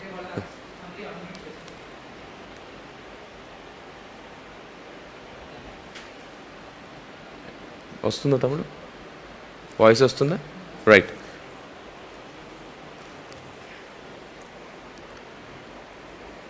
చూడు, నన్ను తమ్ముడు వాయిస్ రావట్లేదు నాకు. ఇందులో ఉందా? Okay, right. తమ్ముడు మాట్లాడండి. అన్న, తప్పు పట్టడం కోసం ఆడడం భ్రష్టత్వం, నేర్చుకోవడం కోసం ఆడడం శిష్యత్వం అన్నారు. కానీ ఇప్పుడు చెప్పండి. విజయప్రసాద్ రెడ్డి గారు, ఆయన సతీష్ కుమార్ గారు దాంట్లో వర్కౌట్ అవ్వదు కదా, వాళ్ళు గురువు శిష్యు అలా కాదు కదా. ఆహా, ఈయన ఆయనకు అసలు అది ఆపేస్తారా? నన్ను వర్క్ చేసుకొనివ్వండి. ఓకే. విజయ్ ప్రసాద్ రెడ్డి గారు సతీష్ కుమార్ గారికి శిష్యుడని కాదు. అలా అంటే శిష్యత్వం అనే స్వభావం ప్రతి మనిషిలో ఉండాలి, భక్తిలో ఉండాలి శిష్యత్వం. మనం క్రీస్తుకు శిష్యులం కదా ఎలాగో. కాబట్టి శిష్యత్వం అనే స్వభావానికి న్యాయం చేయాలంటే నేర్చుకోవడానికి అడగాలి, తప్పు పట్టడానికి అడగడం అసలు ఏ కోణంలో రైట్ కాదు. ఓకే అన్న, థ్యాంక్ యూ అన్న. అన్నయ్య, ప్రైజ్ ది లార్డ్. నేను వరంగల్ నుంచి మాట్లాడుతున్నాను. స్వబుద్ధిని ఎలా సమాధి చేయాలి? రైట్. నేను దీని గురించి కూడా చెప్పాను. స్వబుద్ధిని సమాధి చేయడానికి ప్రతిరోజు నేర్చుకోవాలి, ప్రతిరోజు మార్చుకోవాలి. రెండోది, నాకు తెలిసిందే కరెక్ట్ అనే భ్రమ కంటే కూడా నేను తెలుసుకున్న దాంట్లో ఉన్న సత్యం ఏమిటని దేవుని దగ్గర మోకరించి అలవాటు చేసుకోవాలి. ఈ ప్రాక్టీస్ ఖచ్చితంగా మనల్ని సొంతగా అంటే స్వబుద్ధిగా కాకుండా స్వస్థ బుద్ధి కలిగి ఆలోచించే జ్ఞానం దేవుడిస్తాడు మనకి. నేనైతే నా పర్సనల్ ఎక్స్పీరియన్స్, నేను అలాగే వెళ్ళాను. నాకు తెలిసిందే కరెక్ట్ అనే భ్రమ నాకు తొలగించుకొని నాకంటే ముందున్న వాళ్ళు నాకంటే ఎక్కువ తెలిసిన వాళ్ళేమో, వాళ్ళు చెప్పే దాంట్లో కూడా నిజముందేమో తెలుసుకుంటాను అని ఆలోచించే నా ప్రయత్నమే నన్ను బలపరిచింది. అలాగే మన స్వబుద్ధిని మనం సమాధి చేయగలుగుతాం. ప్రైజ్ లార్డ్ అన్న.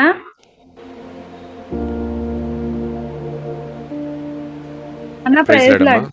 ప్రైజ్ లార్డ్ అమ్మా. నేను మా ఊరు ముక్కోలమ్మ, నేను చిన్ని మాట్లాడుతున్నాను. అన్న, ఈ సోషల్ మీడియా వల్ల జరిగిన మేలు కన్నా కీడే ఎక్కువ అనుకుంటున్నా. ఎన్నాళ్ళు అయితే ఆదివారం ఒకరోజు గుడిలోకి వెళ్ళేవాళ్ళం, వారమంతా వాక్యం గుర్తుండేది. కానీ ఇప్పుడైతే ఎక్కువ విస్తారంగా వాక్యం ఉంది, చాలా ఎస్, అవును. సోషల్ మీడియా ఒకవైపు లాభాన్ని, ఇంకోవైపు నష్టాన్ని సమానంగా తీసుకొని వెళ్తుంది. సమానం అని ఎందుకన్నానంటే, ఎక్కడో మందిరానికి రాలేని చోట్ల ఉండేవాళ్ళు కూడా వాక్యాన్ని వింటున్నారు. సోషల్ మీడియా వల్ల నష్టం జరగడం కాదు, సోషల్ మీడియాని మనమే నష్టంగా వాడుతున్నాం, మనుషులమే నష్టంగా వాడుతున్నాం. ఇక క్రైస్తవ్యం గురించి వస్తే సోషల్ మీడియాని వాడకూడని వాళ్ళు తప్పుగా వాడడం ద్వారానే ఇప్పుడు మీరు అంటున్న నష్టం కనబడుతుంది. అంటే ఎవరు పడితే వారు మాట్లాడేయడం, ఎవరు పడితే వాళ్ళు తప్పుగా కామెంట్ చేసేయడం, తమ సొంత అభిప్రాయాలు పెట్టేసేయడం, దానివల్ల మనకు సోషల్ మీడియా నష్టం చేస్తుంది. సో మందిరానికి ఉన్నటువంటి విలువేం పోలేదు, మందిరానికి ఉన్న విలువను మర్చిపోయారు కొందరు, సహవాసంగా కూడుట మర్చిపోయారు. సోషల్ మీడియా వచ్చిన తర్వాత దూరంగా ఎక్కడో ఉండి కూడా వాక్యం వినే అవకాశం దొరుకుతున్నా మందిరానికి వెళ్ళే సమయంలో మందిరానికి పరిగెత్తాలనే స్పృహతో వాళ్ళు పోగొట్టుకున్నారు. అలాంటి వారిని ఆత్మదేవుడు రిపేర్ చేసి తప్పకుండా వారిని నడిపించాలి.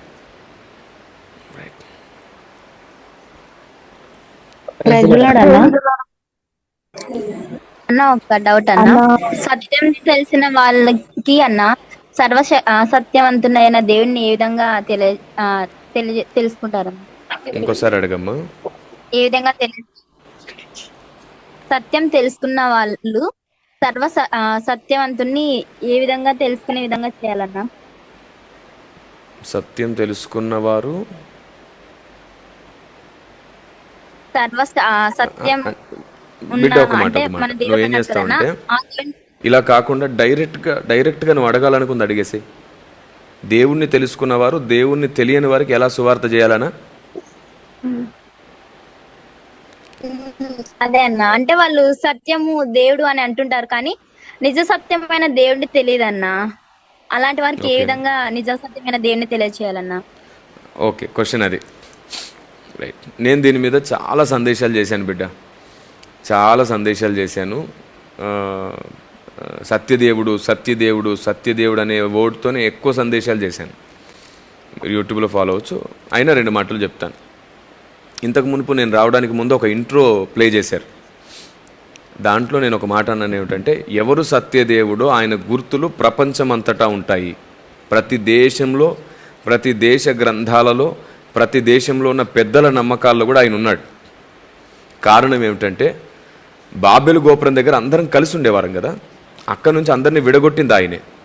కాబట్టి విడగొట్టి విడిచిపెట్టలా, తల్లి కంటే బాధ్యత కలిగిన దేవుడు కదా, వారిని విడగొట్టి వారితో పాటు ఈయన కూడా వెళ్ళాడు. ఎన్ని గుంపులుగా విడదీశాడో అందరితో ఆయన ఉన్నాడు. ఆయన్ని వెదికే అవకాశం ఇచ్చాడు, ఆయన పిలిచినప్పుడు పలికాడు, ఆయనను గూర్చి కొన్ని సంగతులు మాట్లాడాడు. అలా మాట్లాడితేనే పారసిక దేశమైనటువంటి గ్రంథంలో నక్షత్రం గురించి రాయబడింది. అందుకే వారికి ఏ సువార్తికుడు చెప్పకపోయినా నక్షత్రాన్ని చూసి క్రీస్తును వెతుక్కుంటూ వచ్చారు తూర్పు దేశపు జ్ఞానులు. అలా దేవుని గూర్చిన గుర్తులు అన్ని చోట్ల ఉన్నాయి. ఆయన నిజదేవుడు. ఈ విషయాన్ని వారికి అర్థమయ్యేటట్లు చేయాలి ప్రతి సువార్తికుడు. రీసెంట్గా నేను ఒక స్లోగన్ ఇచ్చాను, యేసు ప్రభు దేవుడు అనే విషయం అందరికీ తెలుసు. ప్రపంచంలో ఉన్న ప్రతి దేశానికి, అరబ్ కంట్రీస్కి కూడా యేసు ప్రభు అనే దేవుడు ఉన్నాడు అని తెలుసు. యేసు ప్రభు అనే దేవుడు ఉన్నాడు. ఈ క్రైస్తవులు యేసు ప్రభుని దేవుడని నమ్ముతారు. ఈ యేసు ప్రభు అనే దేవుడు కన్యకకు పుట్టాడని, తిరిగి లేచాడని నమ్ముతారు. తిరిగి ఆయన రెండోసారి రాబోతున్నాడని నమ్ముతారని అందరికీ తెలుసు. కానీ ఆయన మాత్రమే దేవుడని నమ్మట్లేదు, వాళ్ళు ఒప్పుకోవట్లేదు. ఆ ఒప్పించి నమ్మేటట్లు చేయడమే సువార్తికుని బాధ్యత.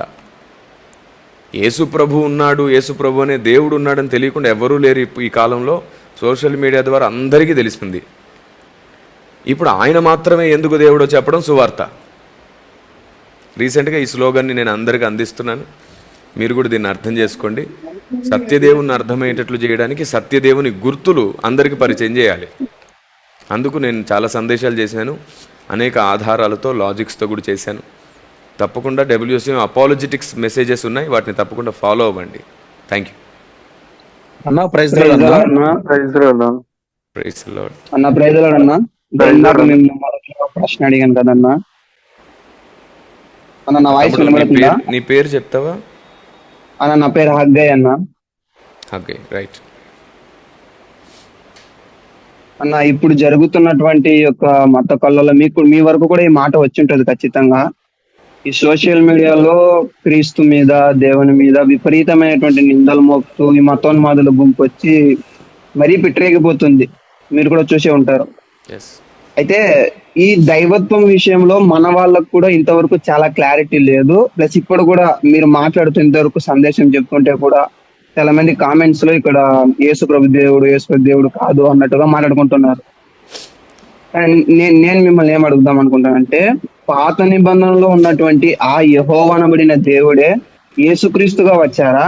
యేసుక్రీస్తుగా ఉన్న ఆ దేవుడే మరలా మన మధ్య పరిశుద్ధాత్మగా ఉన్నారా? ఈ ఒక్కటే మీరు కాస్త వివరణగా చెప్పండి అన్న. రైట్. అయితే యెహోవా దేవుడైతే యేసుప్రభు ఎవరు, లేదా యేసుప్రభు దేవుడైతే యెహోవా ఎవరు అనే అంశం మీద కూడా నేను వాక్యం బోధించాను. యెహోవాయే క్రీస్తుగా రావడం, క్రీస్తే పరిశుద్ధాత్ముడు రావడం కాదు. ఆయన త్రియేక దేవుడు, తండ్రి, కుమారుడు, పరిశుద్ధాత్ముడు, ముగ్గురు ఉన్నారు. అయితే ఆ ముగ్గురు ఒక్కరే. ఇది ఎలా అర్థం చేసుకోవాలో చెప్తాను. ఇంకా అపహాసకులకు, తెలుసుకోవాలనే మనసు లేని వారికి, ఎంత చెప్పినా అర్థం చేసుకోలేని మూర్ఖ స్వభావాలకు మనం ఏం చేయలేము. కానీ ఏది వాస్తవం దాన్ని అయితే ఇప్పుడు మాట్లాడుకుందాం. రోమపత్రిక 1:20 ప్రకారంగా ఏదైనా మన ఆలోచనకు మించిందైతే, అంటే మనం వెంటనే అర్థం చేసుకోలేనిదైతే, దాని గూర్చి లేఖనం ఏం చెప్తుందంటే, సృష్టిని కూడా ఒకసారి తరచి చూడండి, సృష్టింపబడిన వాటిలో దేవుని అదృశ్య లక్షణాలు ఉన్నాయి అంటుంది రోమా 1:20. అదే ప్రకారంగా మనం సృష్టించబడ్డాం. మనలో దేవుని ముద్రలు ఉన్నాయి. మనం ఆయన పోలిక చొప్పున ఆయన స్వరూపంగా చేయబడ్డాం. కనుక మనలో దేవుని పోలికలు ఉన్నాయి కాబట్టి ఇప్పుడు మనం కూడా త్రిత్వమే. మనలో ప్రాణము, ఆత్మ, దేహము, ఈ మూడింటిలో నీవెవరు అని అడిగితే ఏదో ఒకదాన్ని ఎంపిక చేసుకోవాల్సి వస్తే దేన్ని ఎంపిక చేసుకుంటాం మనం? ఆత్మ అన్నారనుకోండి, మరి శరీరము, పోనీ శరీరము అన్నారనుకోండి, మరి ప్రాణము, పోనీ ప్రాణము అన్నారనుకోండి, మరి ఆత్మ. ఖచ్చితంగా ఈ మూడు లేకుండా నీవు లేవు.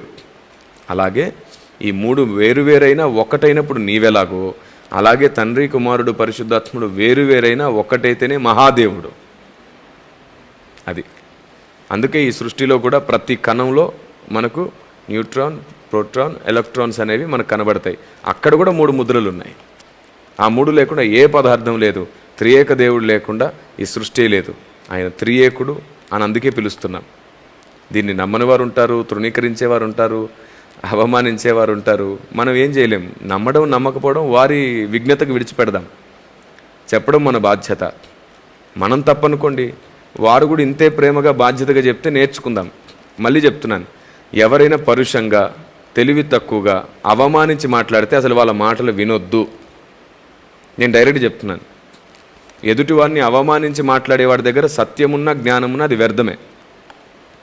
వాడు మురికి గిన్నెలో పోసుకొని తాగుతున్నాడు పాలు. అలాంటి వాడు అన్నమాట. గౌరవించి, ప్రేమించి, మర్యాదగా చెప్పేవాడి దగ్గర ఉన్న సత్యాన్నే పరిశుద్ధాత్ముడు వాడుకొని అంత మేలు చేస్తాడు. దట్స్ ఇట్, అంతే. అవమానించే ప్రయత్నం చేసేవాడు, నిందించే ప్రయత్నం చేసేవాడు సత్యం చెప్పినా ఏ లాభం లేదు. అన్న ఇక్కడ ఒక చిన్న క్లారిటీ అన్న ఒకే ఒక నిమిషం నాకు ఇక్కడ చిన్న క్లారిటీ అన్న. ఈ విషయంలో అర్థమైంది. హగ్గయ్య మాట్లాడేది? అగ్గయ్య మాట్లాడుతున్నాను అన్న. మాట్లాడతాం. ఏంటంటే ఇప్పుడు త్రిత్వము, త్రియేక దేవుడు అని మీరు అన్నారు కదా. మనం ప్రార్థించడం కానీ, మనం ఆరాధించడం కానీ ఇక త్రియేక నామంలో కూడా మనం చేయొచ్చా? అంటే యేసు ప్రభుకు ప్రార్థన చేయొచ్చా? యేసు ప్రభుకు ఆరాధన చేయొచ్చా? ఇది కూడా ఒక వివరణ చేయండి అన్న. చూడనా, త్రియేక దేవుడిని నమ్మడంలో, ఒకే పేరున ప్రార్థన చేయడంలో దేవుడు మనకు నేర్పించిన నియమమే అది. మీరు నా పేరట ఏది అడిగినా తండ్రి మీకు దాన్ని అనుగ్రహిస్తాడు అన్నాడు కదా. అడిగేటప్పుడు ఆయన పేరునే అడుగుదాం. దేవుని గూర్చిన జ్ఞానం కలిగి నమ్మేటప్పుడు ఆయన త్రియేకుడని నమ్ముదాం. ఆయన త్రియేకుడైనంత మాత్రాన యేసునామంలో ప్రార్థిస్తే వచ్చే నష్టమే లేదు. ఎందుకంటే ప్రభువే ఆ మాట అన్నారు, నా పేరట నువ్వు ఏదడిగినా తండ్రి నీకు అనుగ్రహిస్తారన్నాడు. ఒక అధికార ద్వారం, అంటే ఒక వే మనకి నియమించాడు. సో ఆ మార్గంలో నడుస్తూ మనం ప్రార్థిస్తాం, యేసునామంలో అడుగుతున్నాం తండ్రి అని. కాబట్టి ఆ నమ్మకానికి ఈ ప్రార్థనకు అసలు సంబంధమే లేదు. అదే అన్నయ్య ప్రైజ్ లో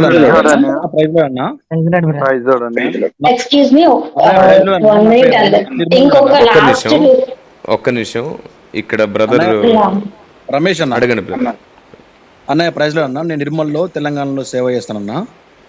మీ ప్రసంగాలు మీ వాక్యాలు నేను చాలా విని బోధలో బాధపడుతున్నాను.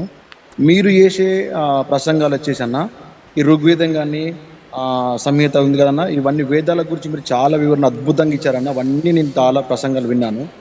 మరి దాంట్లో లోతైన మర్మాలు ఉన్నాయన్న. వాటిని నేను చాలా నమ్మాను, చాలా చదువుతా ఉన్నాను. ఇంకా కూడా మిమ్మల్ని కలవలేకపోయాను, నాకు చాలా బాధ ఉంది. డిసెంబర్ ఇప్పుడు నవంబర్ 6 రోజు మేము కలవాలని ఆశ కలిగినాను, హైదరాబాద్ రాబోతున్నాను. సో మీరు చేసే బోధలు ఇంకెందుకు సేవకులు వక్రీకరిస్తారు, దాన్ని అది తప్పుగా చూస్తారు అన్న? కొంచెం దాని గురించి క్లారిటీ ఇవ్వండి అన్న.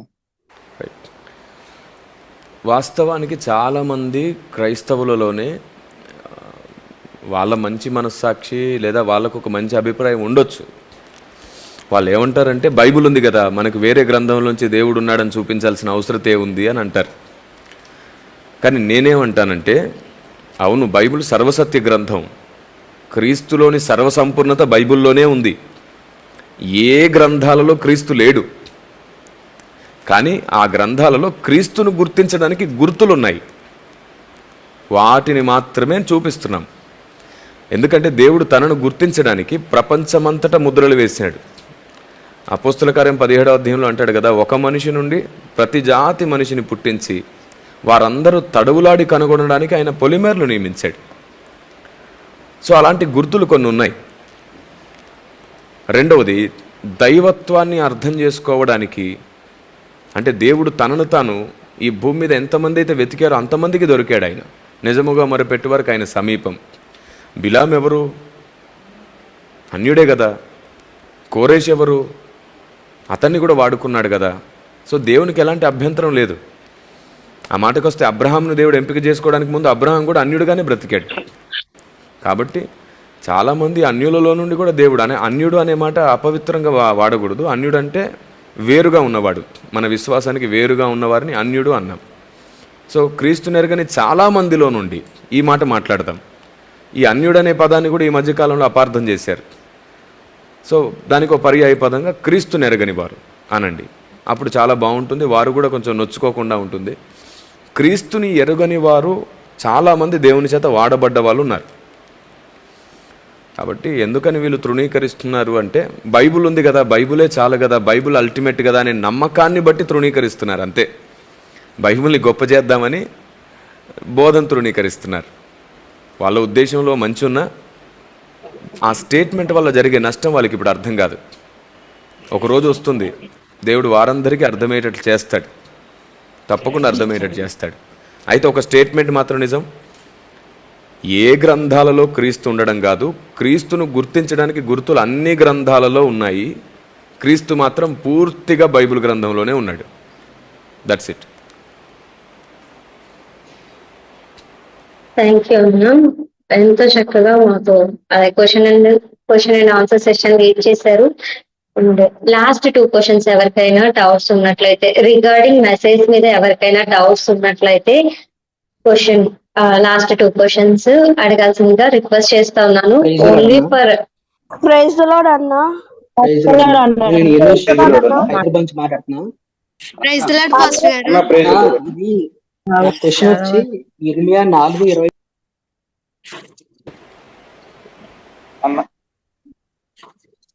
ప్రైజ్ ది లార్డ్ పాస్టర్ గారు. 23లో మీరు ఏమన్నారంటే, వ్యక్తులు ఉన్నారు, వాళ్ళు భూమి పుట్టక ముందు ఉన్నారు అన్న మాట, నా మాట మీకు అర్థమవుతుందా? ఈ మెసేజ్లో మాట్లాడేమా మనం? లేదన్న, అంటే ఇది ఎప్పటి నుంచి ఉన్నది ఒక డౌట్ అన్నది. మీరు చెప్పిన వాక్యం ఉన్నది. ఓకే. 4:23లో ఒక వ్యక్తులు ఉన్నారు, భూమి పుట్టక ముందు ఒక వ్యక్తులు ఉన్నారు, వాళ్ళు మనుషుల దేవుడు ఒక వ్యక్తిని చేసుకున్నారని మీరు అక్కడ 4:26లో, ఇర్మియా 4:26లో నేను మీకు టెస్ట్ చేస్తాను. అంటే నేను చేసిన సందేశం యూట్యూబ్లో 2 లక్షల సంవత్సరాల చరిత్ర, భూమి కంటే ముందు 2 లక్షల సంవత్సరాల చరిత్ర అని ఒక టైటిల్ పెట్టిన ఆ దాని గురించేనా?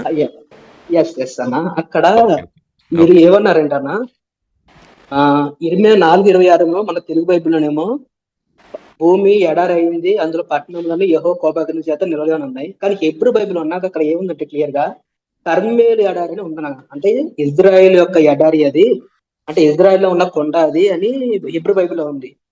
మీరేమో ఇది లేదు, దేవుడు భూమి నిరాకారంగా ఉంది, ఇక్కడ కూడా చూస్తే భూమి నిరాకారంగా ఉందని భక్తుడు చెబుతున్నాడు అని మీరు అన్నారు. అది నాకు వివరం కావాలన్నమాట. అర్థం కాలేదు. ఇబ్రూలో ఏముందన్నారు? హెబ్రూలో కర్మేల్ పర్వతం పర్వతం ఉంది, కానీ ఇక్కడ భూమి, ఇక్కడ తెలుగు బైబిల్లో క్లియర్ గా లేదు.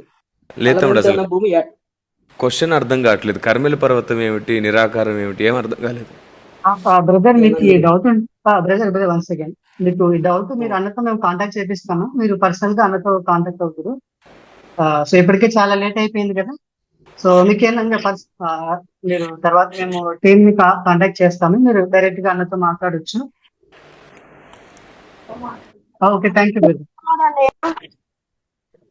అమ్మ praise. So last one question మాట్లాడుతున్నాను అన్నయ్య. అమ్మా అది ఇది ఇది ఇది మా కుటుంబం వచ్చేసి. హలో అన్నయ్య. చెప్పు నాన్న. ప్రైజ్ లార్డ్ అన్నయ్య, అలేఖ్య అని మాట్లాడుతున్నాను అన్నయ్య. అలెక్కే ప్రైజ్ లార్డ్ అమ్మా. చెప్పు నాన్న. కుటుంబం మొత్తం అన్యులుగా ఉన్నారన్న. అండ్ నేను ఒకటే రక్షించబడినానన్న. పేరెంట్స్ ని ఎలా మార్చాలో కొద్దిగా సలహా ఇస్తారా అన్న? సరే అమ్మా. అలెక్య, మొదటి మాట, మూడింటిని ఫాలో అవ్వు. ఒకటి, వాళ్ళ కోసం ఎప్పుడు ప్రార్థన చేయి. రెండు, వాళ్ళను బాధ పెట్టుకు. వీళ్ళు క్రీస్తుని నమ్మినప్పటి నుంచే ఈవిడ నా మాట వినట్లేదు, తమకు నచ్చింది చేస్తుంది అనుకోనివ్వకు. మూడు, దేవుని గూర్చి అవకాశం దొరికిన ప్రతిసారి వాళ్ళకి చెప్పడానికి ప్రయత్నం చేయి. మొదటి ప్రార్థన చేయి, రెండోది వారి మనసును బాధ పెట్టకు, మూడవది అవకాశం దొరికిన ప్రతిసారి దేవుని గురించి వారికి చెప్పు. మనం వారిని రక్షించడం కాదు, ఆత్మదేవుడే వారి మనసులో క్రియ చేస్తాడు. మనం చెప్పేది నిజమే అని ఒక్కసారి అనిపించినా చాలు, ఆ తర్వాత ఆత్మదేవుడు చూసుకుంటాడు. మనం ఆయన్ని నమ్మే పని చేద్దాం. God bless you. అన్న ఇంకొక ప్రశ్న అన్న. అడగమ్మా.